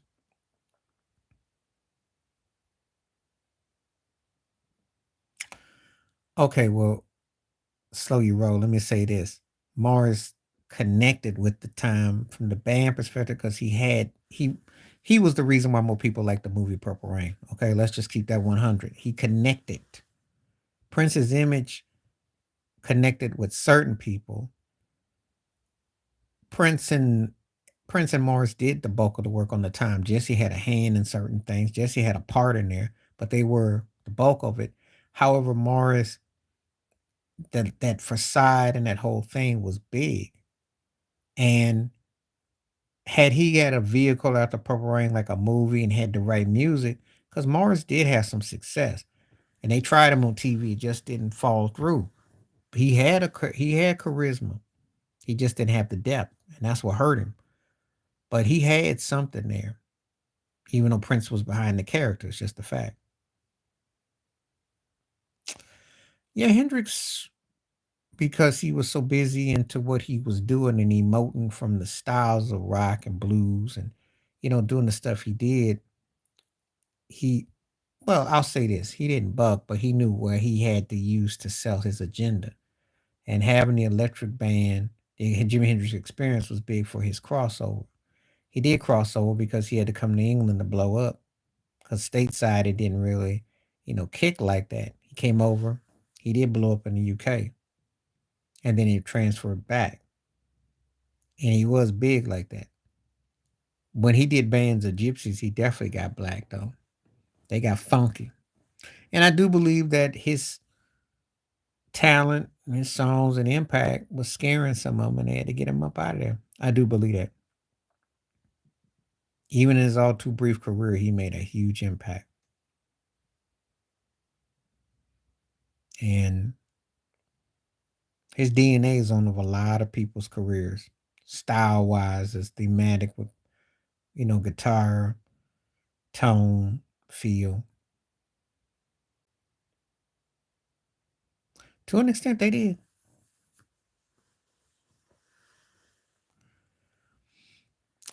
Okay, I'm gonna say this. You can say that Morris did have a hand in a few songs, though. It's not like he just sat there as a puppet. He did have a hand. He led the band on stage, and he was an integral part with that. And they did build that together. Prince didn't do that without him. They both needed each other, so it beneficial. Plus, Morris played on some Prince albums too, because I know his drumming. His solo career, he had a gold record. The Color Success was a gold record. The Oak Tree was kind of a big song. He did start off with a hit. Now the second album with Fishnet was big too. Fishnet. He had a little moderate success. It was moderate. It wasn't big, but he had a little bit. But he was, I'm gonna just get to the chase. Just could be frank. He was better fronting the band than he was solo. He had the same disease David Lee Roth had. He was a strong charisma and charismatic as a front man. However, once after a half hour on stage by yourself, you're throwing carrots and apples and cans at him. He just didn't cover it. Tyler, the old Aerosmith was tight. Voice changed, had charisma, personality. But if I go by what they became, yeah, because Aerosmith became a one trick pony. I liked them all the way, like Love and Elevator. I like that stuff, and I liked a few others, but then they became very cliche. But his voice was catchy, and he definitely could lead that band. Do I think they overrated? They did some stuff I didn't like after a certain point in the 90s when they had all that stuff with Alicia Silverstone and they started doing all that concept stuff, which got to be creepy and a bit much. But peak and prime, he had moments. I wouldn't call him overrated. I wouldn't call him underrated. I think he's kind of right where he belonged. But it had its time and its place. I'll say that.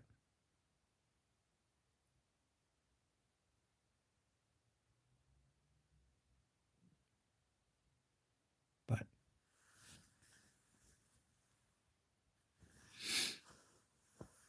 this is some good music talk. We've never talked about music at this extent. This is great. I'm glad when okay, favorite bass players? Oh well. James Jamerson comes off tops. He's probably the GOAT. Larry Graham is way up there. Lewis Johnson. Les Crane Pool. Like Les a lot. Bernard Edwards was great. Michael Henderson was one of my favorites. Bootsy Collins. Um, Marcus Miller. There's a ton of them. Ton of them. For different and bass players is a different type of group, but there's a lot of them that I like. Clapton, yeah, because let's be realistic. I mean, most of his great stuff, I think, was in the '60s as a guitarist, and some of the stuff in the '70s. But musically, vocally, and all that, kind of just sound like a beer commercial. But his best playing, I think, was late '60s and the '70s. I think. Um, I thought "Tears in Heaven" was a catchy song that he did 30 years ago when he lost his son. Um, that was probably the last thing that I liked that he did, though. Changed the World with him and Babyface was cool. But what about Ozzy? What about Ozzy? But I don't really Clapton don't really do much for me. His guitar playing, like I said, that's about it because of the singer songwriter. When I was younger, I like uh back in the eight, like I was into that craziness of him then, but he can't sing. His voice is shot, and he did a whole lot of antics which got built his legacy. I don't necessarily look at him as some great artistry. It's just a lot of a freak show with him. He never comes up in any discussions. But he was a wild man though. And that's what got him over.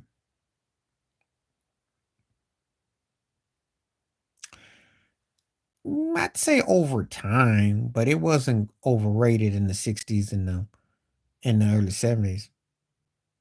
It wasn't overrated back then.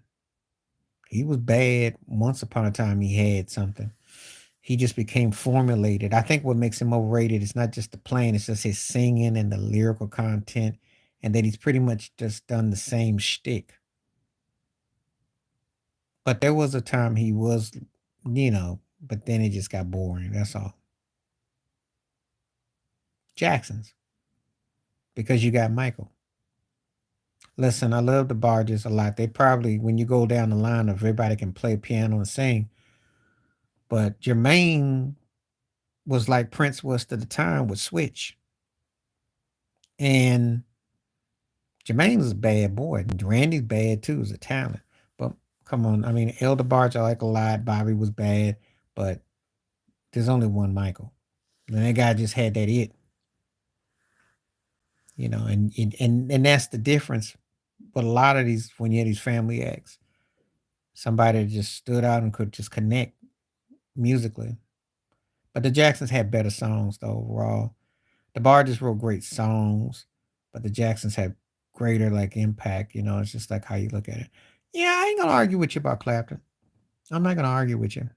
I don't sit around listening to him. I like certain things. Sunshine of Your Life is one of the greatest guitar songs I've ever heard. Okay. And not just because of Rob De Niro and Goodfellas, but that's a cold song. But, like some other songs, Layla still cracks me up. But he don't do nothing for me. And he was a bigot too, so but that's another story, another time. But he's supposedly changed and but he's a bit pretentious though. I haven't really, I don't really talk. I don't really sweat him. Oh, I know about Mr. Clapton. I know about that whole speech in 76. And the ironic thing, yeah, go look it up. Do you want to know the funny thing? Okay. R&R know what I'm talking about. So over in Britain, they were white nationalists and they had the guy that was a conservator or something. And they said, let's keep it white. We don't want them here. And he got caught saying stuff. Now the funny thing about Eric Clapton, he just had a number one song with what? I Shot the Sheriff, covering Bob Marley and the Wailers. See, and this goes back to what people say how they like black, but they don't like black.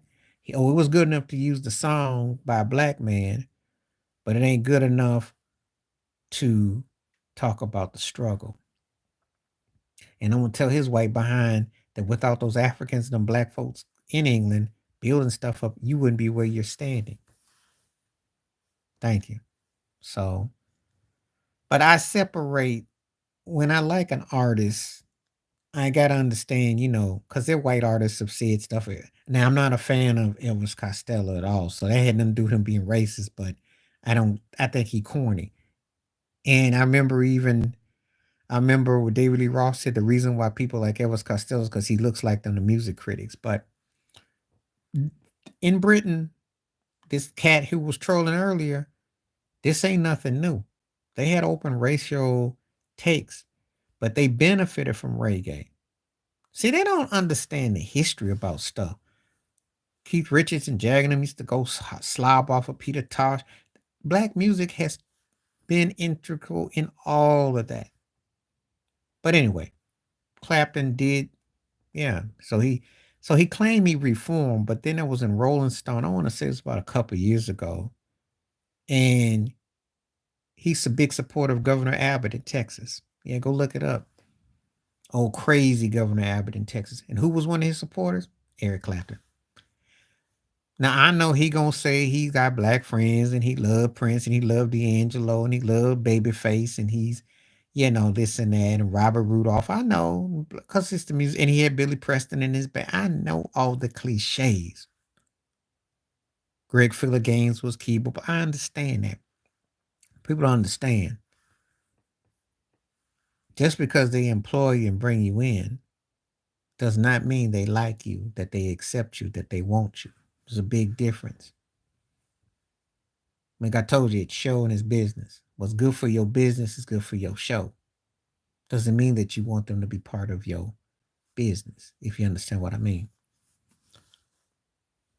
Yeah, he do. I don't trust it. I just think that it's just too what's there, you know. But he's got a few songs I've liked, and that's it. And that's how I leave it with him. I know his history, and I also know where he got his musical influences from,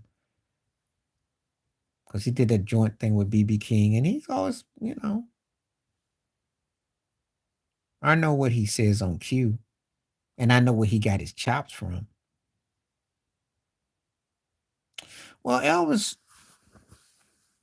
is an interesting economy because he did have a black man writing most of his songs. Okay, Otis Blackwell wrote most of his songs. It was Blackwell.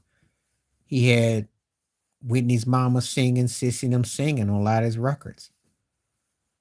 He didn't run away from his roots. And he was respected by black folk. Jackie Wilson dug him, James Brown dug him. I'm gonna sit there and say that they gave him acknowledgement. I never heard him come out and say anything like Clapton. Now, granted, he was in the South, and I know he dated a black girl or two. I know that for a fact. Doesn't know what his heart or what his soul was. Yeah, he did, because you got to remember what Ray Charles did for music. Now, of course, Ray Charles saying that, who's gonna, if you know about music and you strictly about the versatility and all the knowledge, he ain't lying. He ain't lied. I know Bob Costas about turned, but I know Bob Costas got old real quick. I remember that interview. Ray told the truth. Because I bet you Ray Charles probably would tell you with a straight face that what did Elvis Presley do that Fats Domino couldn't do? Yeah, he was. And see, you don't hear that no more. They censor you today. They wouldn't let you say that today. You think when these black rappers gonna come out, you think Chuck D's gonna come out and say, hey, Eminem sucks? You think they let that fly today? Yeah. Well, yeah, Chuck Berry, Jackie Wilson was too. Jackie Wilson was the Elvis was trying to be the white version of Jackie Wilson. Jackie Wilson was that dude. And a better singer too. Had the pompadour too. Rocked that pompadour better too, but still had that black blood. And then what up? Yeah. Because they didn't pay him prices properly. That's why credits and stuff don't mean nothing unless you get the final real meaning. There's so much politics in that industry. People look at it and think that everything they read is what it is, and it's not. They can pay you if they want to, and they don't have to. Because I remember reading about Guns N' Roses. There was some project, and the cat said they didn't even get paid for like 10 years. Something on something. Don't mean nothing. They got all kinds of mechanical costs. They got ways of tying your butt up. You don't get paid just because the record goes platinum or something. They got ways that they do that. You still end up owing money. That was no, this was before 360 deals. This was back in the day. This is the old 7 album deal. Lock your butt up. And California had a 70-year contract in Cali. You had the old contracts. It's not even that. The 360 deals, that's slavery plus barbed wire, plus monitoring you.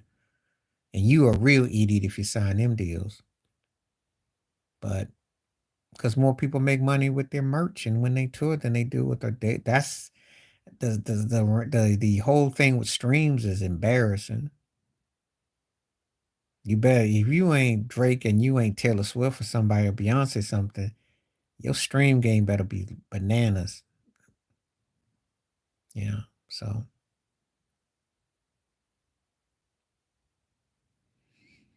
there's always a hustle to get you. And if you want to be a star, pretty much that's what it's like. That's what I call it. Shoot, you got to hire a barbed wire, your butt gonna get all stuck trying to climb over that wall. That's what they got. True. Because he was always trying to come at Mariah Carey on them shows and them other people, but he signed some bad deals. When he signed with Clive Davis, he was like he made a deal with the devil himself, and he was miserable. It is. It's because they own everything. And the artists make their money at the box office. with their merch and their clothing and design. So you got to give that up. Yep.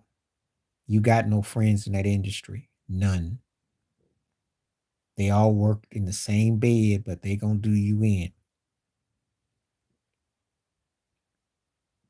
I better stop letting Hove put them signs up and say it's your boy Hove, and I'm gonna take care of you.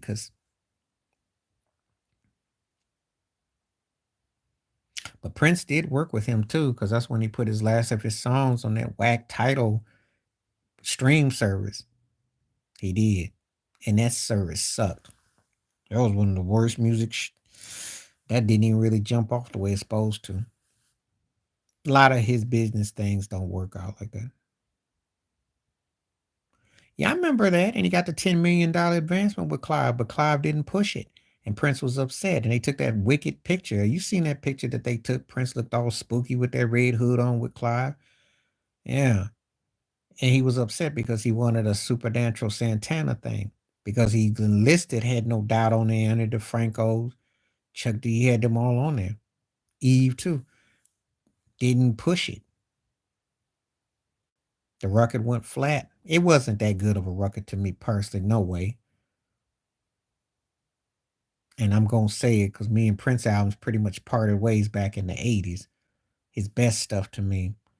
But that was just another example of trying to put all the accessible stuff and I know the greatest romance ever told had a little bit of a little bit of a push, but there was no push there. And Clive didn't put no push on it. Prince was done with it.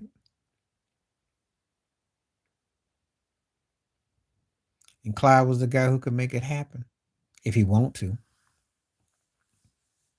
If he want to. And Prince hit his head against a brick wall there.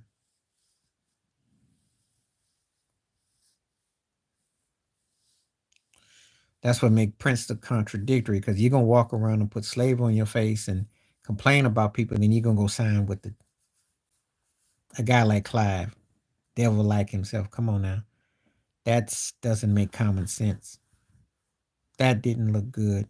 See, when people who big Prince fans come at me and they don't like it when I tell the truth, Suge Knight came out and said Prince always tried to play hood, and then he puts her head between his legs because Prince always wanted to play the underdog, but he wanted top dog love. That's how he operated. He wanted the same things Michael Jackson had. He wanted to have the artistic control and the whole nine. He didn't get his way. He found out he was in odd cahoots with these labels because they don't owe you. They spent their money on you. They already used you up. Everybody's in there just to collect. That's all. Now, and Prince started to do something kind of strange for the change because Prince did have business associates with Puffy. They were trying to sample Biggie was, and Prince told him to join your masters. I remember all that. People who don't understand or don't know, Prince is no different than Michael. He went around whoever was happening. He peeped out, folks. If you're in the industry and you're that successful and you have a long career, you're gonna always stay abreast about stuff. But they went with the greatest romance ever sold. And the problem is that Prince did that with Emancipation because Bet You by Golly Wow was a slow cut. See, Prince fell into his own success trap. Let me explain. Now, Cream was number one on Diamonds and Pearls, but then it was Diamonds and Pearls, which was a hit. Slow cut. Sinead O'Connor, Nothing Compares to You, the cover. Slow cut. Then Seven was a hit off the Assemble album, but no one really looked at those songs as hits. His big hit was what? The Most Beautiful Girl in the World. Formula, Prince became Slow Man. That's what they pushed. That was his last big hit. Then we get past which we got to the Gold Experience, but anyway, Beautiful Girl in the World, the original came out in 94. Then we get to what? Emancipation. Bet You by Golly Wow. Cover, slow song with that same style formula. Then we get to what? The album came in 98 with the one. The one was the big video with him and Maite Rita Morano. Remember, slow song. Then we get to the greatest romance ever told. Prince fell into that own trap itself. That's what he pushed. That's what he pushed. And then when he had his next big commercial release, which was Musicology, that's when he had an old trademark groove. Then he did Black Sweat a couple years later. But Prince himself went through a part where, because of the slow middle of the road, that's what he fell into. So he couldn't hold that against Clive.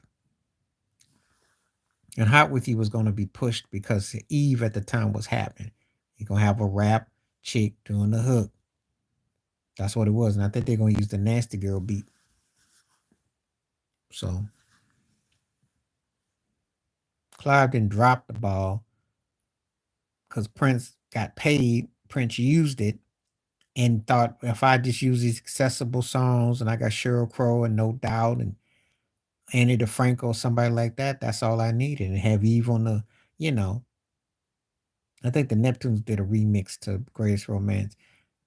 That's all because he was just playing through the motions. He didn't really want to do it. He just Prince got tired of stuff. Once he got the money, he got the bag.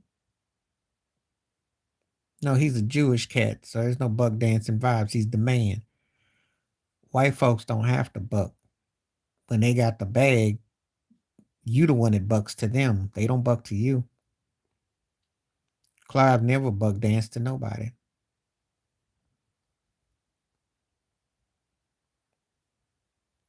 When you running the company or you running stuff, you don't buck dance.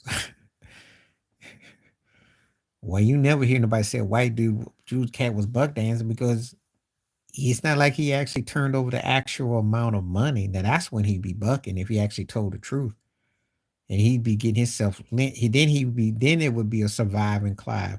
You'll never have a white cat ever, never, never. Jimmy Iovine will never come out and tell the truth about what Dr. Dre actually did or money wise. That's not bug dance. That's stir crazy. That means that you done lost your marbles. They never tell the truth. Matola neither.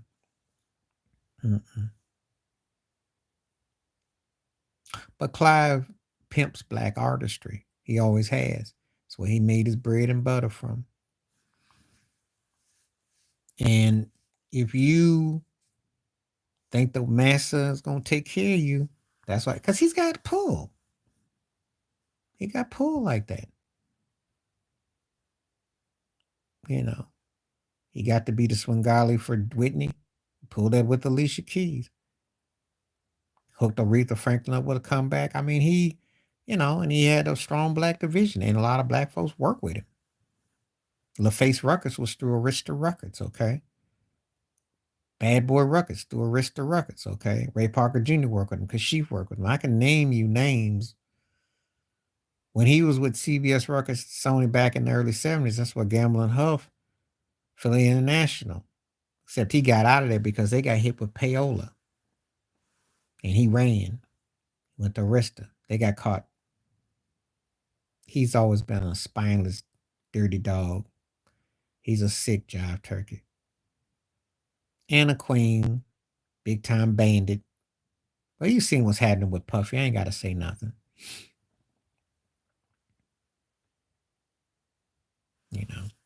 So. But yeah, if you ever come across a Jewish white cat that's bug dancing, do let me know.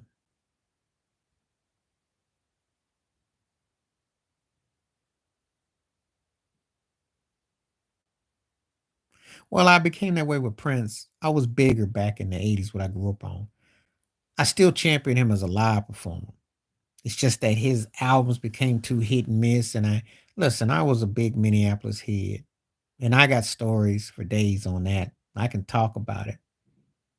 As a fact, I do keep up with Jill Jones and Brown Mark. Mark Brown, I keep up with I don't, but it didn't hit me as time went on. He put out too much stuff, and then the stuff kind of got drowned out. I still kept an eye on him live, but the studio stuff kind of sounded kind of samey to me. And when he started trying to rap and he started trying to do this and that, it just, I But as a live performer, I thought he got better. I thought he's instrumentation guitarist kept getting better. And I like what he had with his band. He definitely was just playing, wasn't any more gimmicks. The only downside is after a while he was just doing hits and stuff. You knew Take Me With You, Raspberry Beret, and all that was coming. And I listened to his stuff. I didn't stop. It's just that I just wasn't moved the same. That's all. Ears and times change because, you know, Puffy played himself because he got caught in rears because, again, his money went funny. Well, you heard I did a video. He got 8 mortgages and he owes over $100 million on these cribs. And his money, now he got all that trouble. Ain't no money ain't there.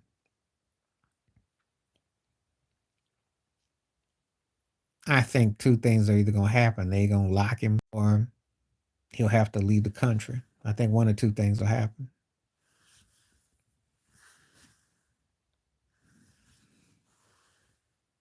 But they know he been banding. They know they got a real case against him. They know what's up, you know. And the trafficking is common in the industry because, I mean, it's nothing new. Judy Garland, Shirley Temple Black, all had to, the couch is real. Male and female, rental boys and turning girls up. That's what they do in Hollywood. They sell you on dreams. And this guy was a no talent hack. Didn't produce nothing, didn't sing nothing, didn't rap, and didn't write nothing. But he made himself, he got hooked up. How he get hooked up? Because he's riding for Clive. He was in the mailroom flunky who worked himself up. I remember just like yesterday. I remember when he was in the Stacey Lattisaw video, Nail It to the Wall. That was her last video. Stacey Lattisaw Brown, who's a minister, didn't want to go do nothing strange for the change.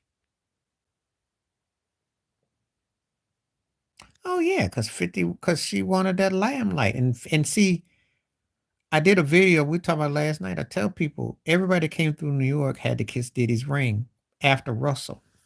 He was the next figure. He got crazy pull. Crazy pull. People don't understand the kind of pull 50 that Diddy got. I'm telling you, it's deep. That's why this is a strategic move. The difference between him and R. Kelly is that his money's deep.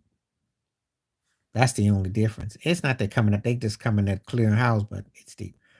It didn't do nothing for me. Um, they needed either some old him and Prince old track.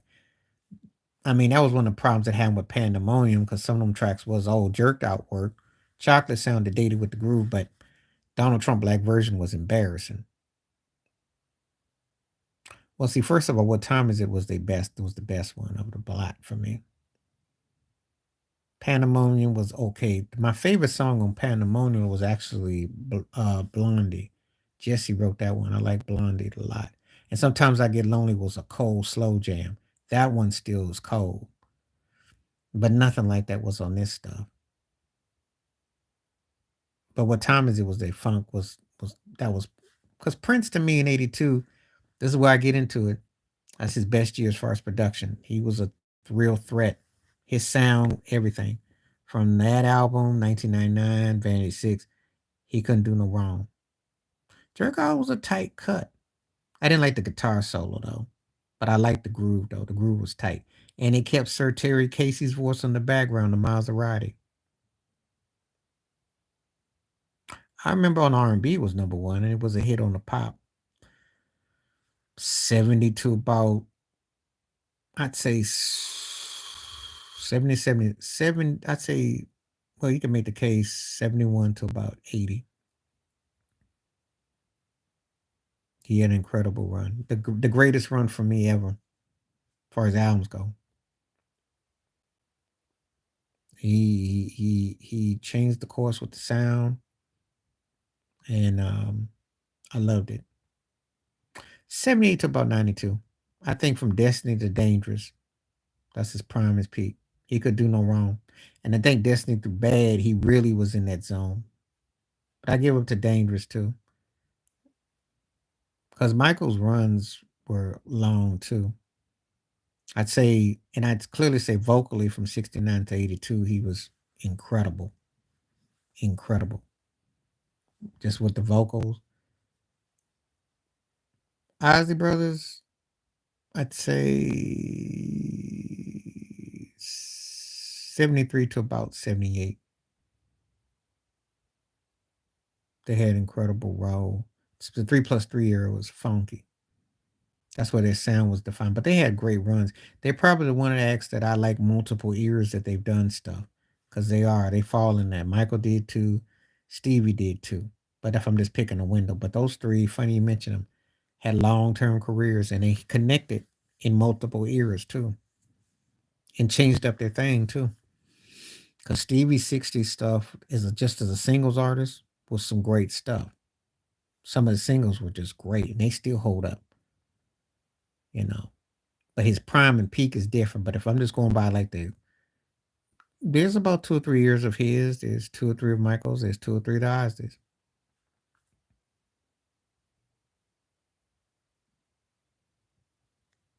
The Jerk Out video was hilarious because you remember Quincy Jones was in it, Sugar Ray Leonard was in it, uh, some other some other folks. I didn't like it because it sounded kind of twangy. It didn't really hit me. I didn't like it. I've not always been big on Prince's solos. There's some solos I like more than others. That one didn't do nothing for me, but the groove was tight. I didn't really feel it. And when Jesse played it live, it just didn't do nothing for me. It ain't no sin. The song was still tight and it was catchy. I know he did it live, but it didn't move me. And I like Jesse's solos. I'm gonna tell you like this: I like Jesse's solos better than I did Prince's back then, but that didn't move me. It happens. It happens. It happens. It happens. It happens. I could usually tell when Jesse plays because Jesse had more of a blues hand when he played. I could tell by certain cadences that he did. I knew the difference between his playing and Prince's, but that solo didn't. It just never moved me.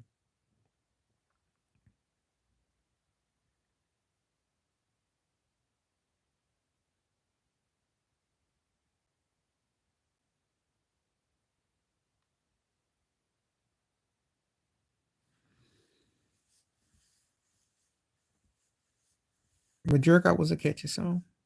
And that's all I gotta say at the end of the day. It was a catchy song. And the interesting thing about that beat, Prince had that beat sitting in the can since '84. Um, if you ever listen to Cheryl Lynn's Encore, Jimmy Jam used that beat for Encore. I mean, they obviously took a lot around that era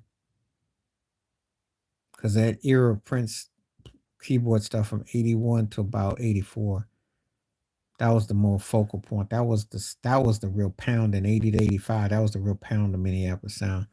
So every time I hear the Jerk Out beat groove, Jimmy Jam used that for Encore. Use that thing. They were in tune to each other.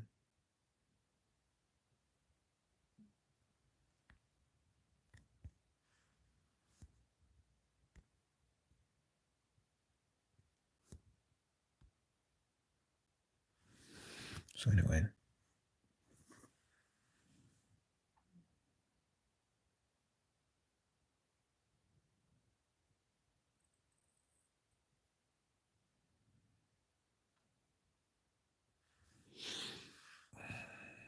okay.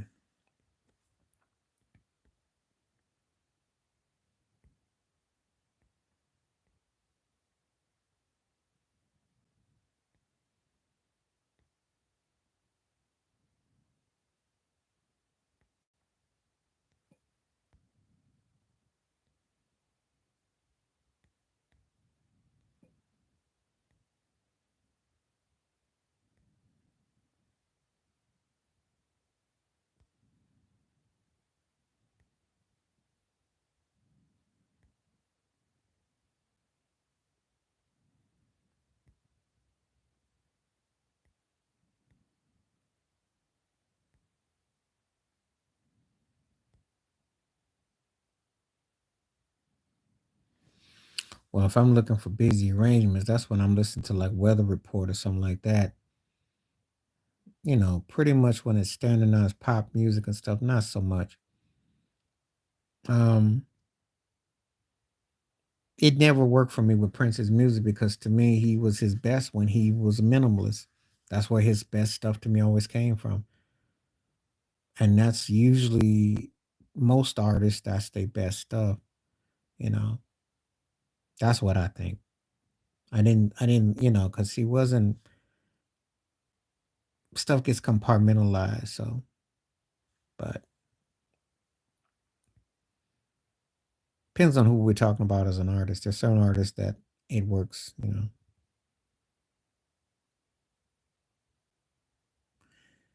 Yeah, well that goes back to what I said about Alan E. Johnson doing that with the production.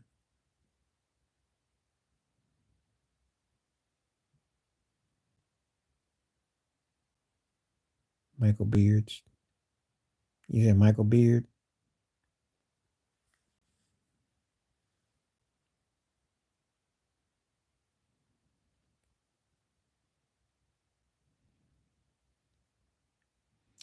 Yeah, I like Barcade's, they had strong grooves. I mean, you still got to be talented to pull it off, but they were known for song jacking. That's the whole thing I get to at the end of the day.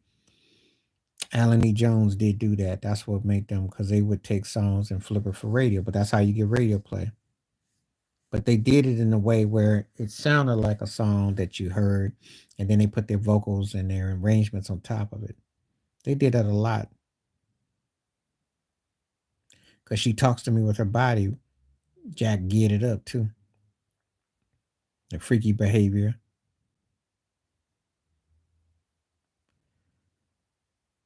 Well, it probably did, but that don't mean like if you asking me, Cameo had more of an effect with originality with the songs. So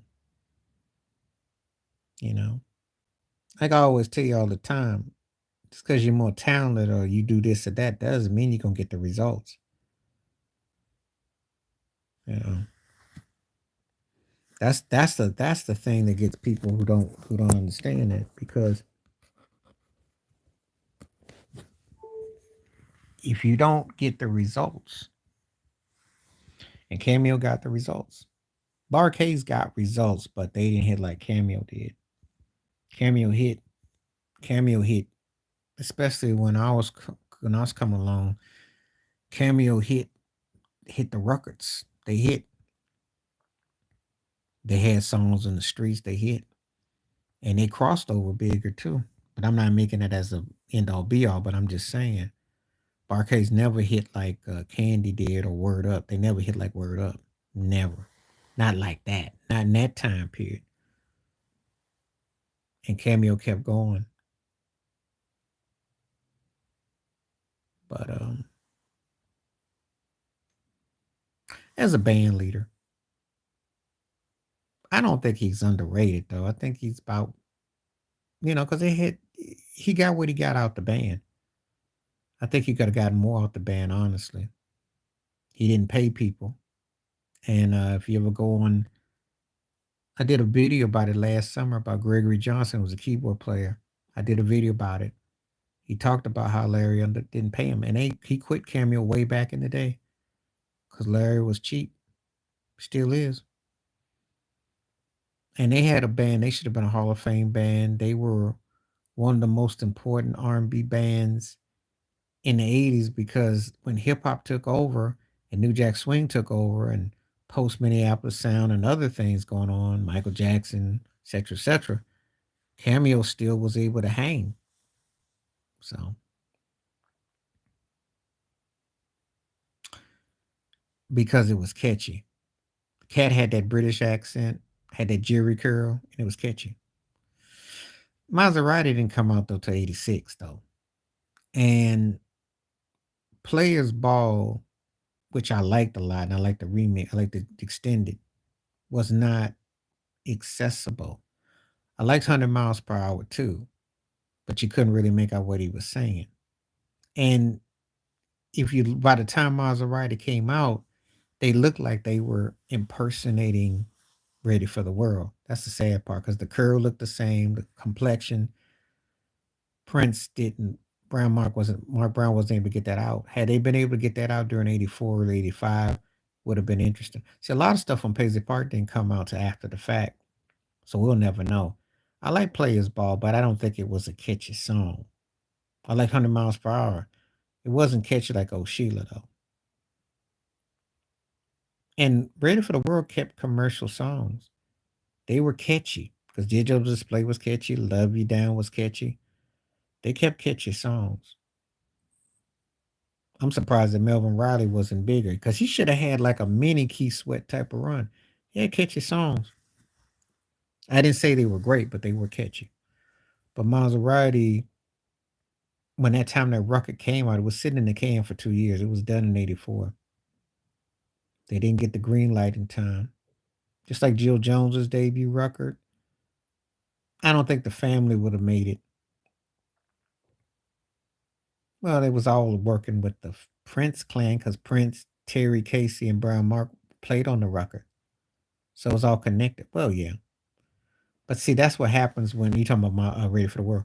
But that's what happens when the industry gets a piece of it. That's what happens. People don't care. That's why I became Jerry Curl Funk. People didn't care. Prince knew what was up. When you have success, you can't bottle it and act like you can't because it gets released. It's out. And the record companies will go find some Jerry Curl haired cats and come up with a song or something. It's fair game.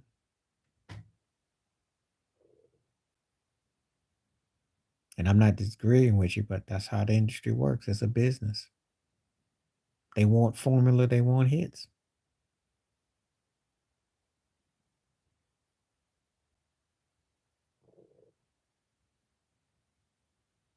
I mean, when Janet Jackson was working with Jamie Lewis, that book, all that stuff.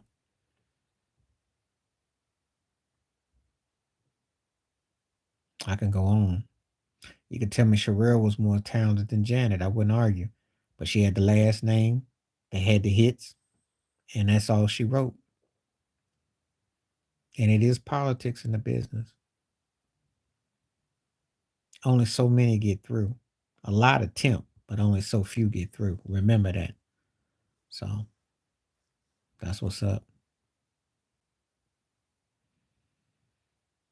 I wasn't shocked by nothing because once you understand how the industry works, they pick who they want. They put money who they want, how they want.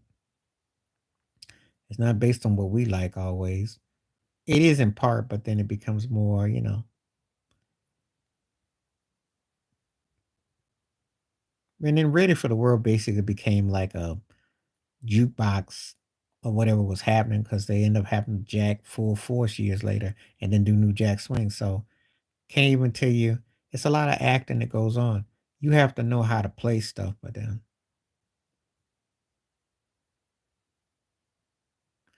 of course, of course, I would expect that to be the answer. Prince was one of the most important creative beings to ever make music, and that goes with anybody that I would think that was an impactful artist. That goes for all impactful artists, period. But yeah, I would imagine so.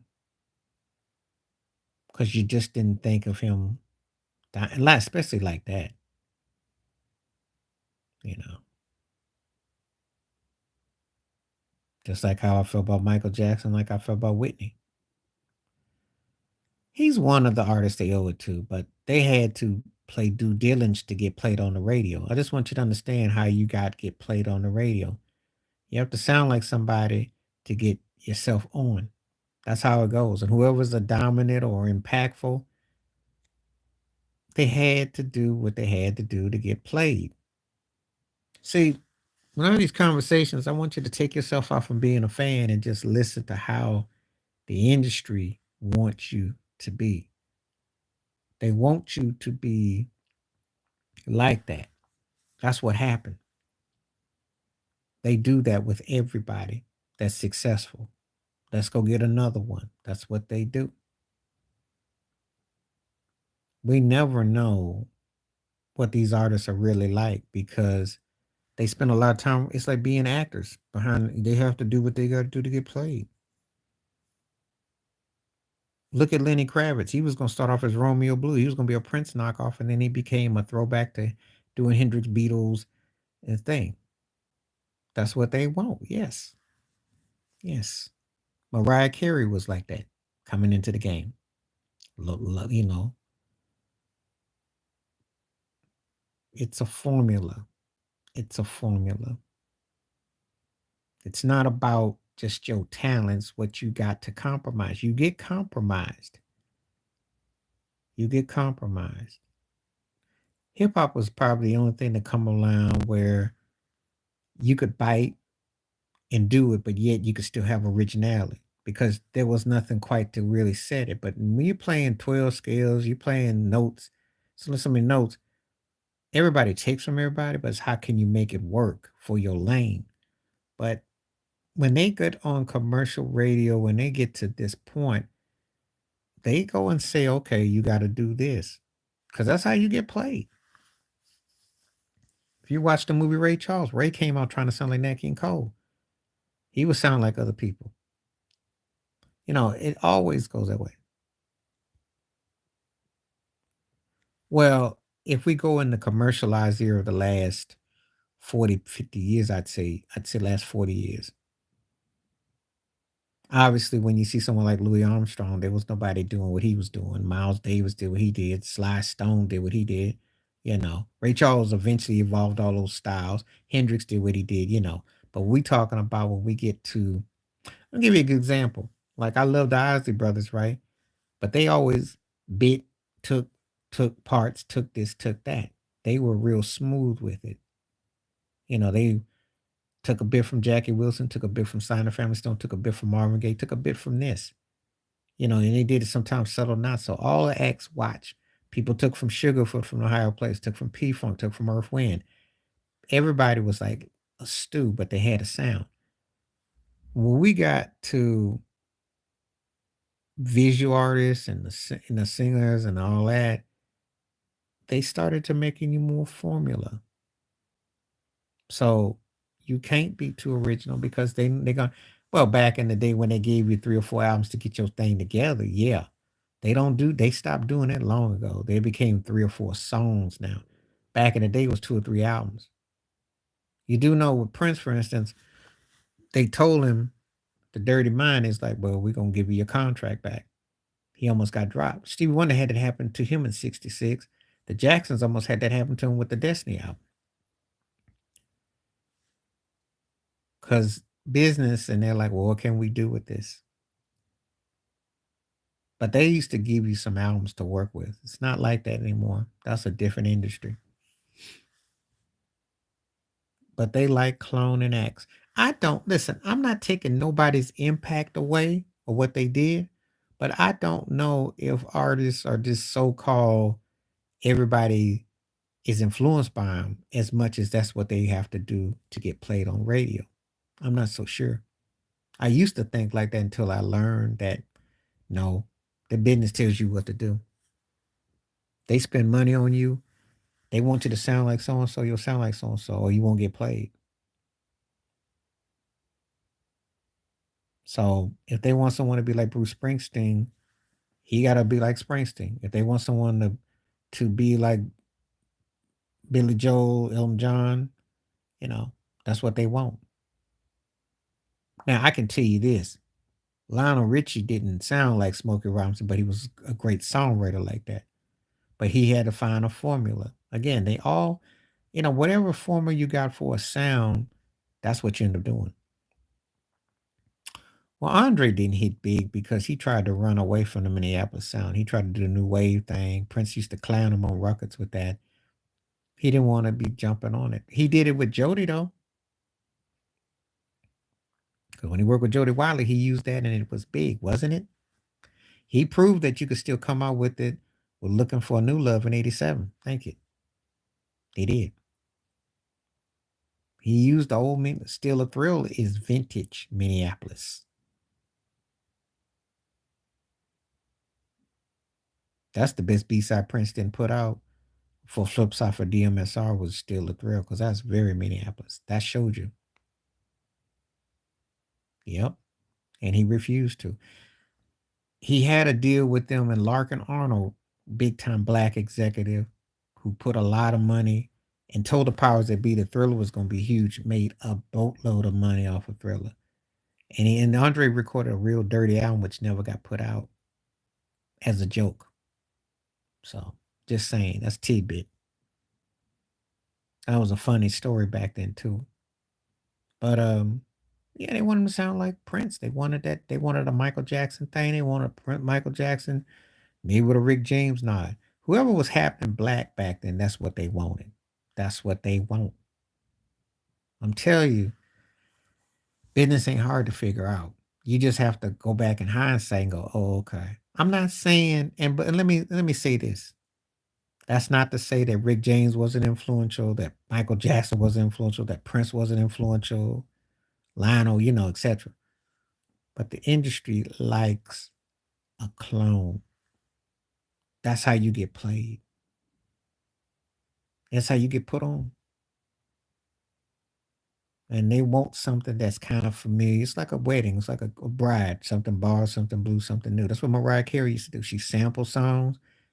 She sounded like a little bit of Minnie Riperton meets Whitney with a little nod to Denise Williams.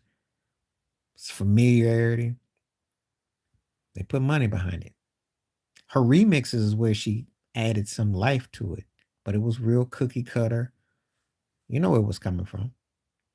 And she used her racial to be racial ambiguous. Prince did that too. There's a lot of things that connect a lot of things when you know. So you're not dealing with something that you can just, oh, we're going to make believe. And it's not how it works. That's why Prince had that song called Dream Factory, remember? On the Crystal Ball album, remember? It's a Dream Factory. That's why he came out with Dream Factory. Guess I'm just a sucker for the Dream Factory ball. Listen to the song. It's biographical. Don't take it too serious. It's just a dream with Susanna Melvin. You're talking to a person who went back with Prince. I told you. I did the old thing. I don't talk both because I did the old school. Okay. But every time I listen to Dream Factory, that's what he was talking about. And see, Prince wasn't like, he wasn't that, he was cryptic, but he wasn't that cryptic because all his stuff was dissing the industry. He wrote about it and he would do it. And if you caught on to it, you're like, I know what he's talking about. You think he'd be talking about a woman, he's talking about the industry. And he would do it in a cryptic, but I knew what but Dream Factory was straight what it was. Because he didn't want to be, he was delusional. Crystal Ball was where they shot him down. That's why Sound of Times became a 2 record set. He wanted a triple record to come out in 87. They told him, nope. They shot him down. After Kiss was a big hit, they said, you can't come up with a 3 record set and be barely on your album cover. That's what he started to, he had been told what he couldn't do. You remember what Let's Work was going to be, Let's Rock. They wouldn't let him put Let's Rock out in 81. They fought him about Doves Cry with no bass. They fought him with Kiss with no bass. He had, and of course, around the world today, they got turned off when them executives sat there and listened to that record. They were looking at him like, see, I was following that stuff hard. I was big on him. And I still, other stuff he did. But back then, he was just trying to always, he was going to originally come around the world today with no videos before they came out Raspberry Beret. And remember, he came out with that take on me, aha type of collage for Raspberry Beret, but he used that.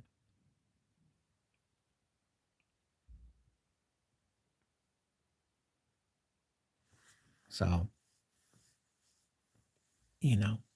just telling like it is with that. A lot of stuff he said in his songs. So,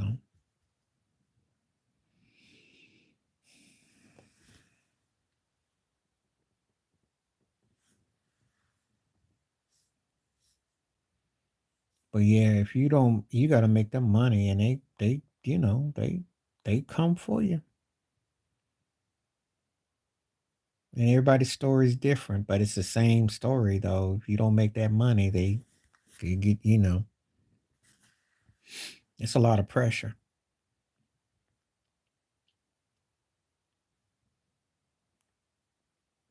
And he found a formula that worked when he was making movies and soundtracks, and he did that. He got that because he actually got paid when he did the movies.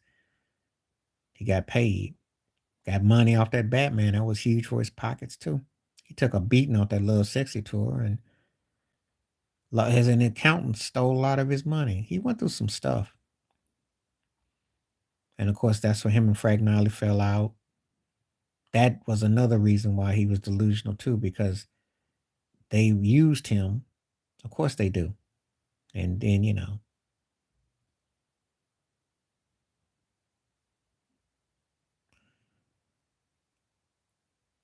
I don't think it didn't get ignored. It took a little bit because of MTV with 1999 Little Red Corvette because that flipped it. It didn't get ignored. Um, it was big,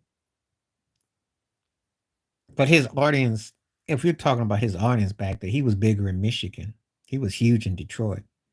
It caught on.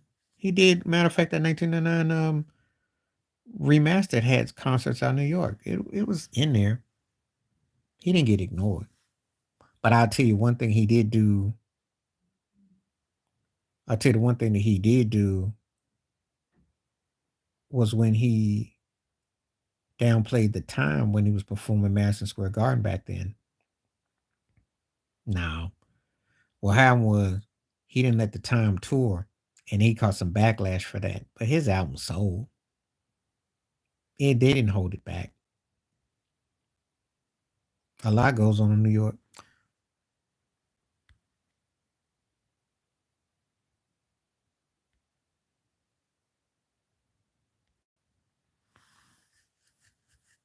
No, it was big. The album went triple platinum. So how they were getting ignored? He was in big markets. He sold a lot of records that year, especially once MTV added um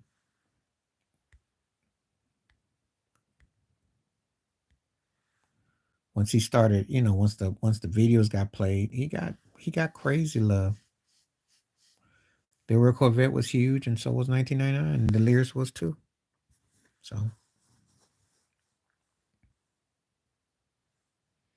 that guy lied to you though. That was big. Now, if he had said controversy on back, I'd have said, okay, I give you that. Except for the black section, black neighborhoods, it was big, and in white, there was whites that dug it too. But 1999 was a big turning point for his career, and that's just your opinion because there were people that were part of the purple community inside that was touring with Prince that listened to Thriller every day. That's on good authority. And Jill Jones was talking about that. Thriller was that record. Prince loved it too. And Prince wanted what Michael had. I liked it. I don't think it was to me, I don't think it's on I think the music was tight from a production. I think his production was his best. I'll give you that. Like from a producer standpoint, Prince was at his apex with the sounds he was creating. Because he was definitely polished. His thing was tight. But I don't think for me, no. I got Thriller over it. Thriller had to me had better songs. Thriller had better songs for me. Prince did not match Michael on 1999 with a what I call a money track until he did When Doves Cry for the Purple Rain soundtrack. Because there was nothing on 1999 that I thought hit like Billie Jean. This is some of his best production wise, I think. That's the last time I respect him as a producer though, because after that he did all of that Bologna Six and all the other stuff and She Lee stuff, which I like songs and stuff, but I don't think he hit it like he did with that. Um, but it was still kind of excessive long. Some things I like, some I didn't. So, but it is, yeah, you're entitled to it. I think it was strong as a production standpoint. but I don't. I, I can't put it with Thriller. Thriller was Michael hit it. Michael hit it with that. He covered all the bases. He really did for me on that. NFL years, 70s, 80s, 90s, probably my favorites. Honesty, in all honesty, I'm about to go ready to eat in just a little bit too. Get some of that stuff up.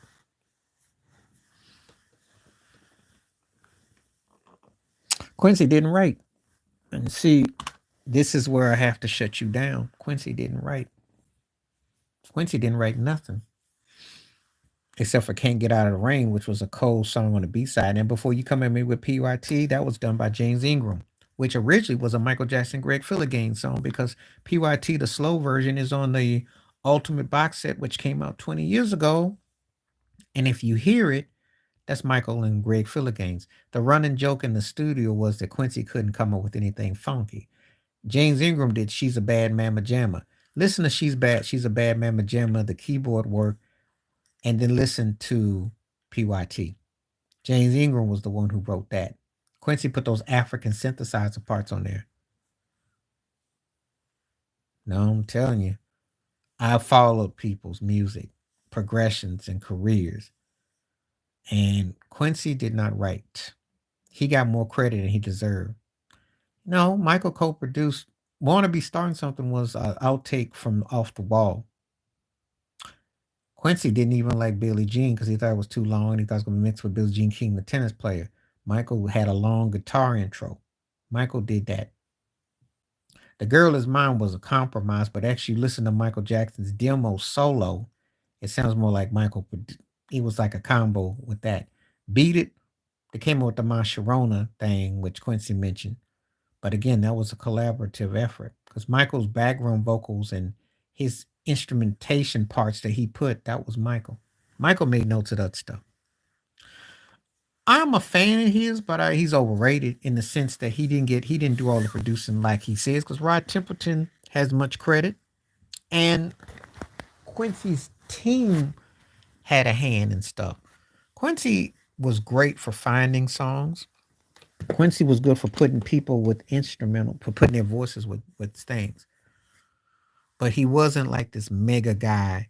Like if you want to talk about a mega guy, that's Tom Bell, the late Tom Bell, who did those records for the stylistics in them and the Delphonics. That was a mega producer, and the Spinners too, because Tom Bell would write out parts and charts. Quincy didn't do no new charts. I had a James Ingram greatest hits album from '99, and Ingram did the songs remade because he got tired of Quincy's production. So Quincy gets a lot of credit for stuff that he just saying. But Quincy wasn't no songwriter. He was a great arranger who, as a producer, was able to put people and make sounds, but putting people together with the right instrumentation. But he was more of a great arranger than anything. Who did no producing, but it wasn't like what you think. It wasn't like you think. Because more people did his work. He had a team. Now he knows music, yes. He knows charts. He can tell you all that. But he had a team just like Dr. Dre had a team. A team like Puffy had a team. Quincy Jones had Glenn Ballard, who wrote. He had Glenn Ballard, who, what was the thing? Glenn Ballard was a producer assistant up under him, and Glenn Ballard ended up working with Alanis Morissette for Jagged Little Pill.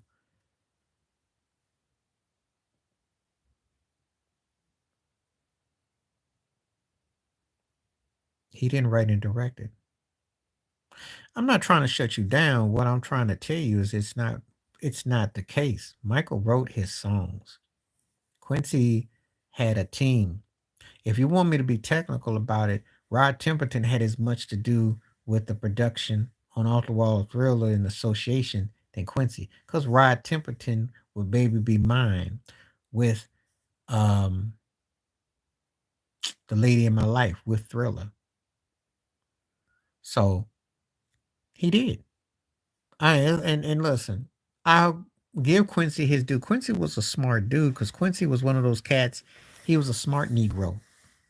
He knew the jazz cats. He was a marginal trumpet player. You want me to get technical and go back on you? When he was a tour man with Count Basie and Billy Eckstine, he was a marginal trumpet player who made marginal records until Jazz Fusion. That Walking in the Moon, that record he came out with was a big thing.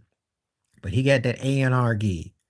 And he did It's My Party for Lester Gore, which was a big hit. That's what got him in. He was a intelligent black dude, president of Mercury Records. He got in.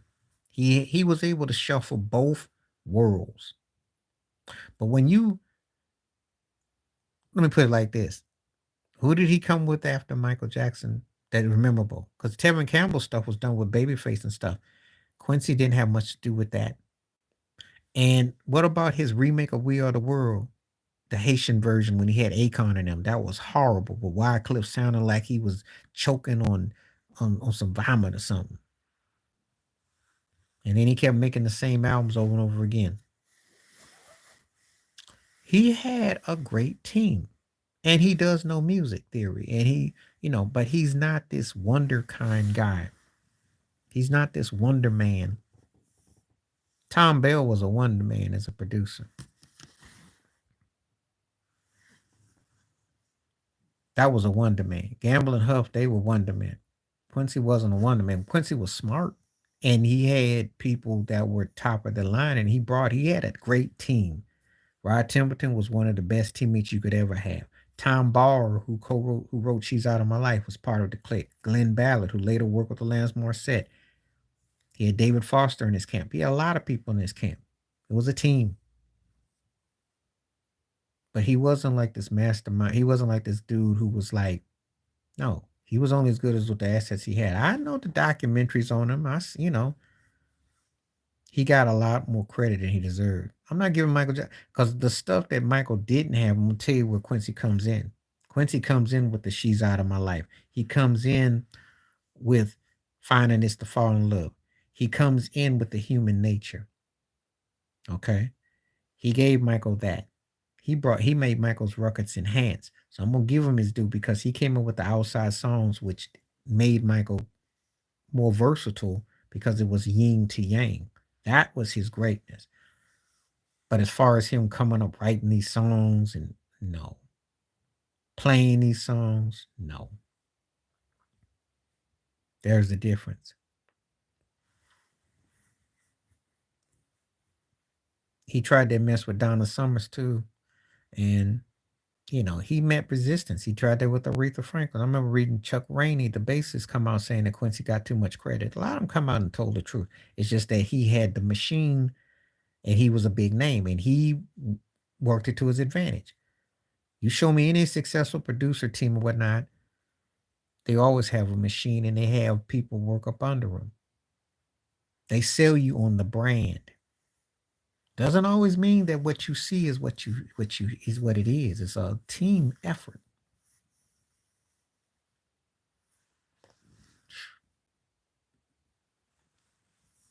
Donna Summers was bad. She had already made history with Georgia Moroder. She came over and worked in America and she worked with him. And he told her in the studio, he said, you think he as good as Shaka Khan? Well, we're going to, But she had a hit where She Works Hard for the Money before that. And she did Finger on the Trigger, which sounded like PYT, which Rod Temperton did. Remember what I told you about commercial sounding music and sounding like something that you just heard? There you go. Because Finger on the Trigger sounded just like PYT. And matter of fact, Michael Jackson did do a song, State of Independence. It was kind of like a pre-We Are the World multi-group. So.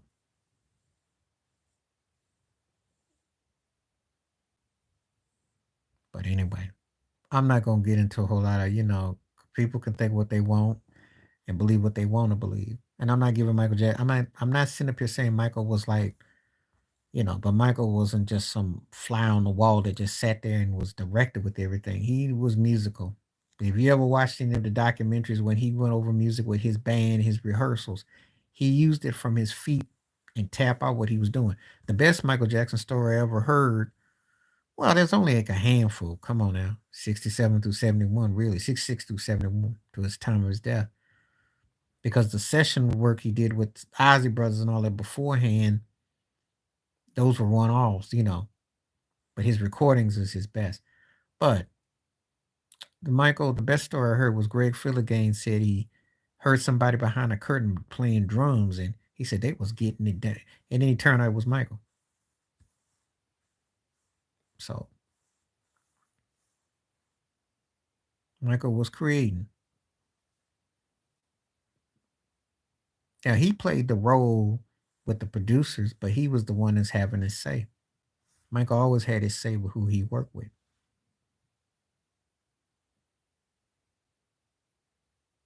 Yeah.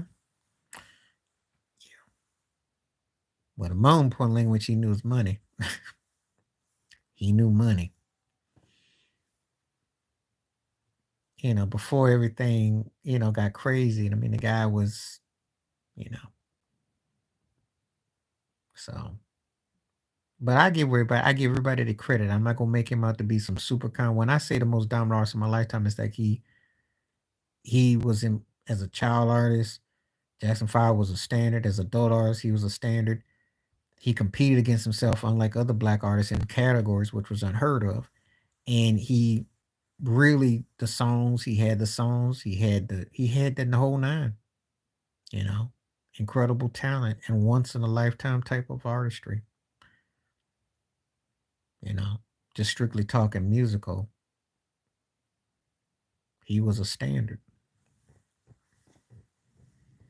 But Quincy was the balance of stuff when they did certain things, definitely. When you can go do you go in the studio and you get I Can't Help It, you get A Human Nature, you get songs that are album tracks, but they give the album a meaty thing.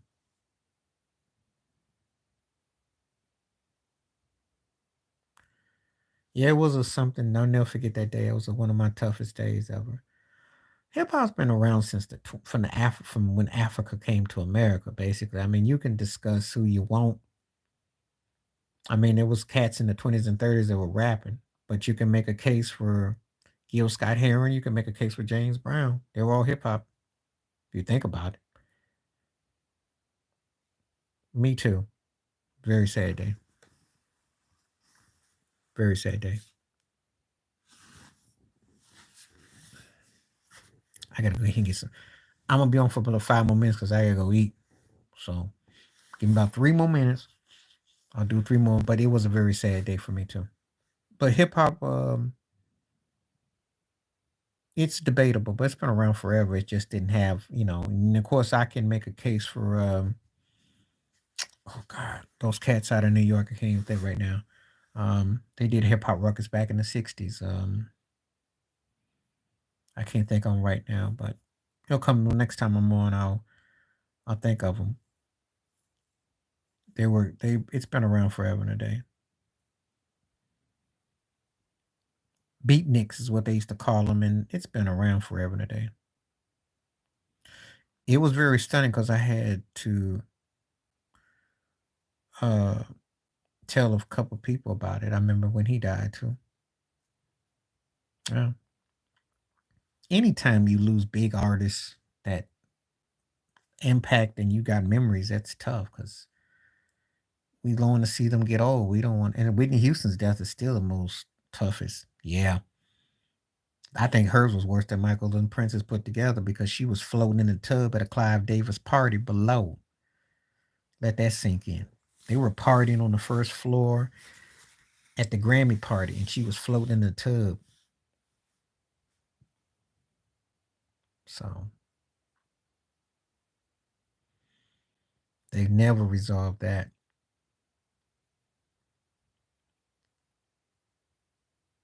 And the whole thing with Bobby Brown sitting at the thing was just, yeah. So, yeah, hers was sad. And then Jennifer Lopez stole her whole career, took her old steez.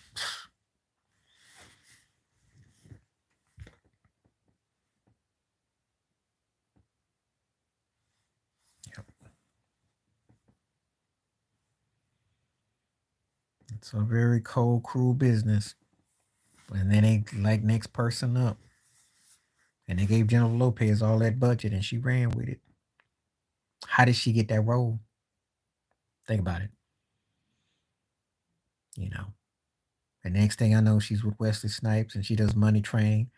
And then they want to make her into a music artist again. And she gets with Puffy. She went from a fly girl with the Wayans on Living Color.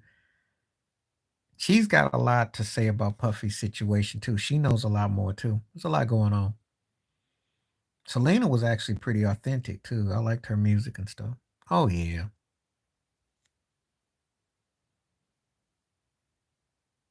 she did. She done everything. She turned a lot of tricks.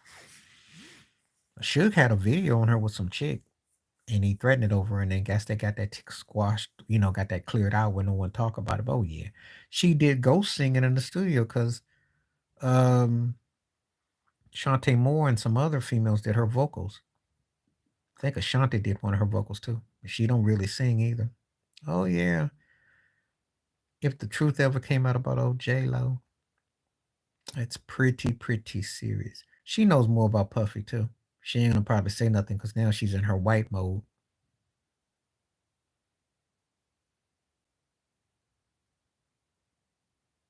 They got her over. That's all she had. No, I wasn't that big on their records, but I like stuff that they did. Yeah, I wasn't big, but I like stuff that they did. I like it when they did more catchier stuff, but I mean, we like their catchy stuff. But I like Shock G a lot. He was a talented dude. I don't wonder why they took him out. They took him out.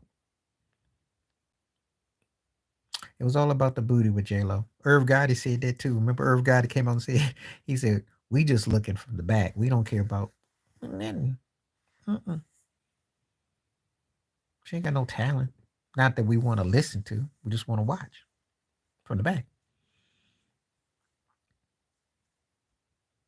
But she had money on it. She was messing with Tommy Mottola. Something didn't add up with how he. Something didn't add up. I don't know if he was gonna come out with a book. He's gonna talk about Pac on the rear. I don't know. Something didn't add up. He found him. He was in a room, 3 years ago.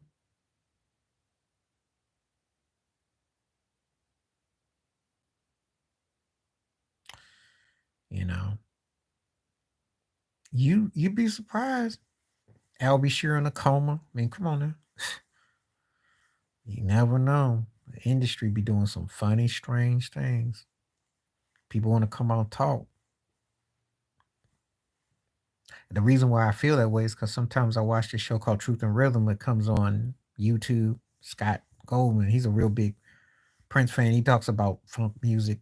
And so he had one of the horn players on the higher players on, and he asked him a question about songs he get paid for that no one knows. He says, I can't disclose that, but I still get paid for a well-known song. And this is like 50 years later when you think a lot of those things are destroyed. So it's still going on. I think DMX just OD though. But he knew a lot of stuff too. He knew a lot of stuff. He wasn't crazy as they make him out to be, but they make you crazy.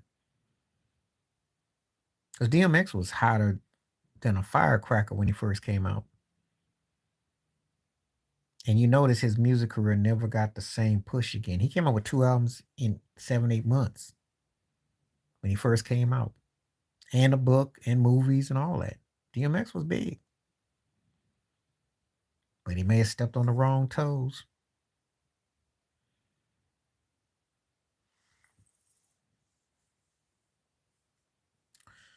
You know, I tell people all the time that industry ain't what you think it is. There's a lot go on. And if you say stuff they don't like, they can turn your lights out one way or the other. So, okay, I'm gonna get ready to bounce because it's getting about my time. I don't know if I'll come back tomorrow, but we'll see though.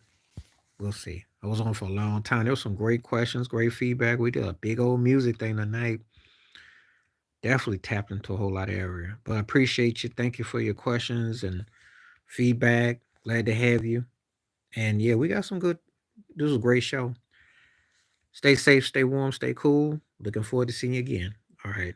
I'm out. Peace.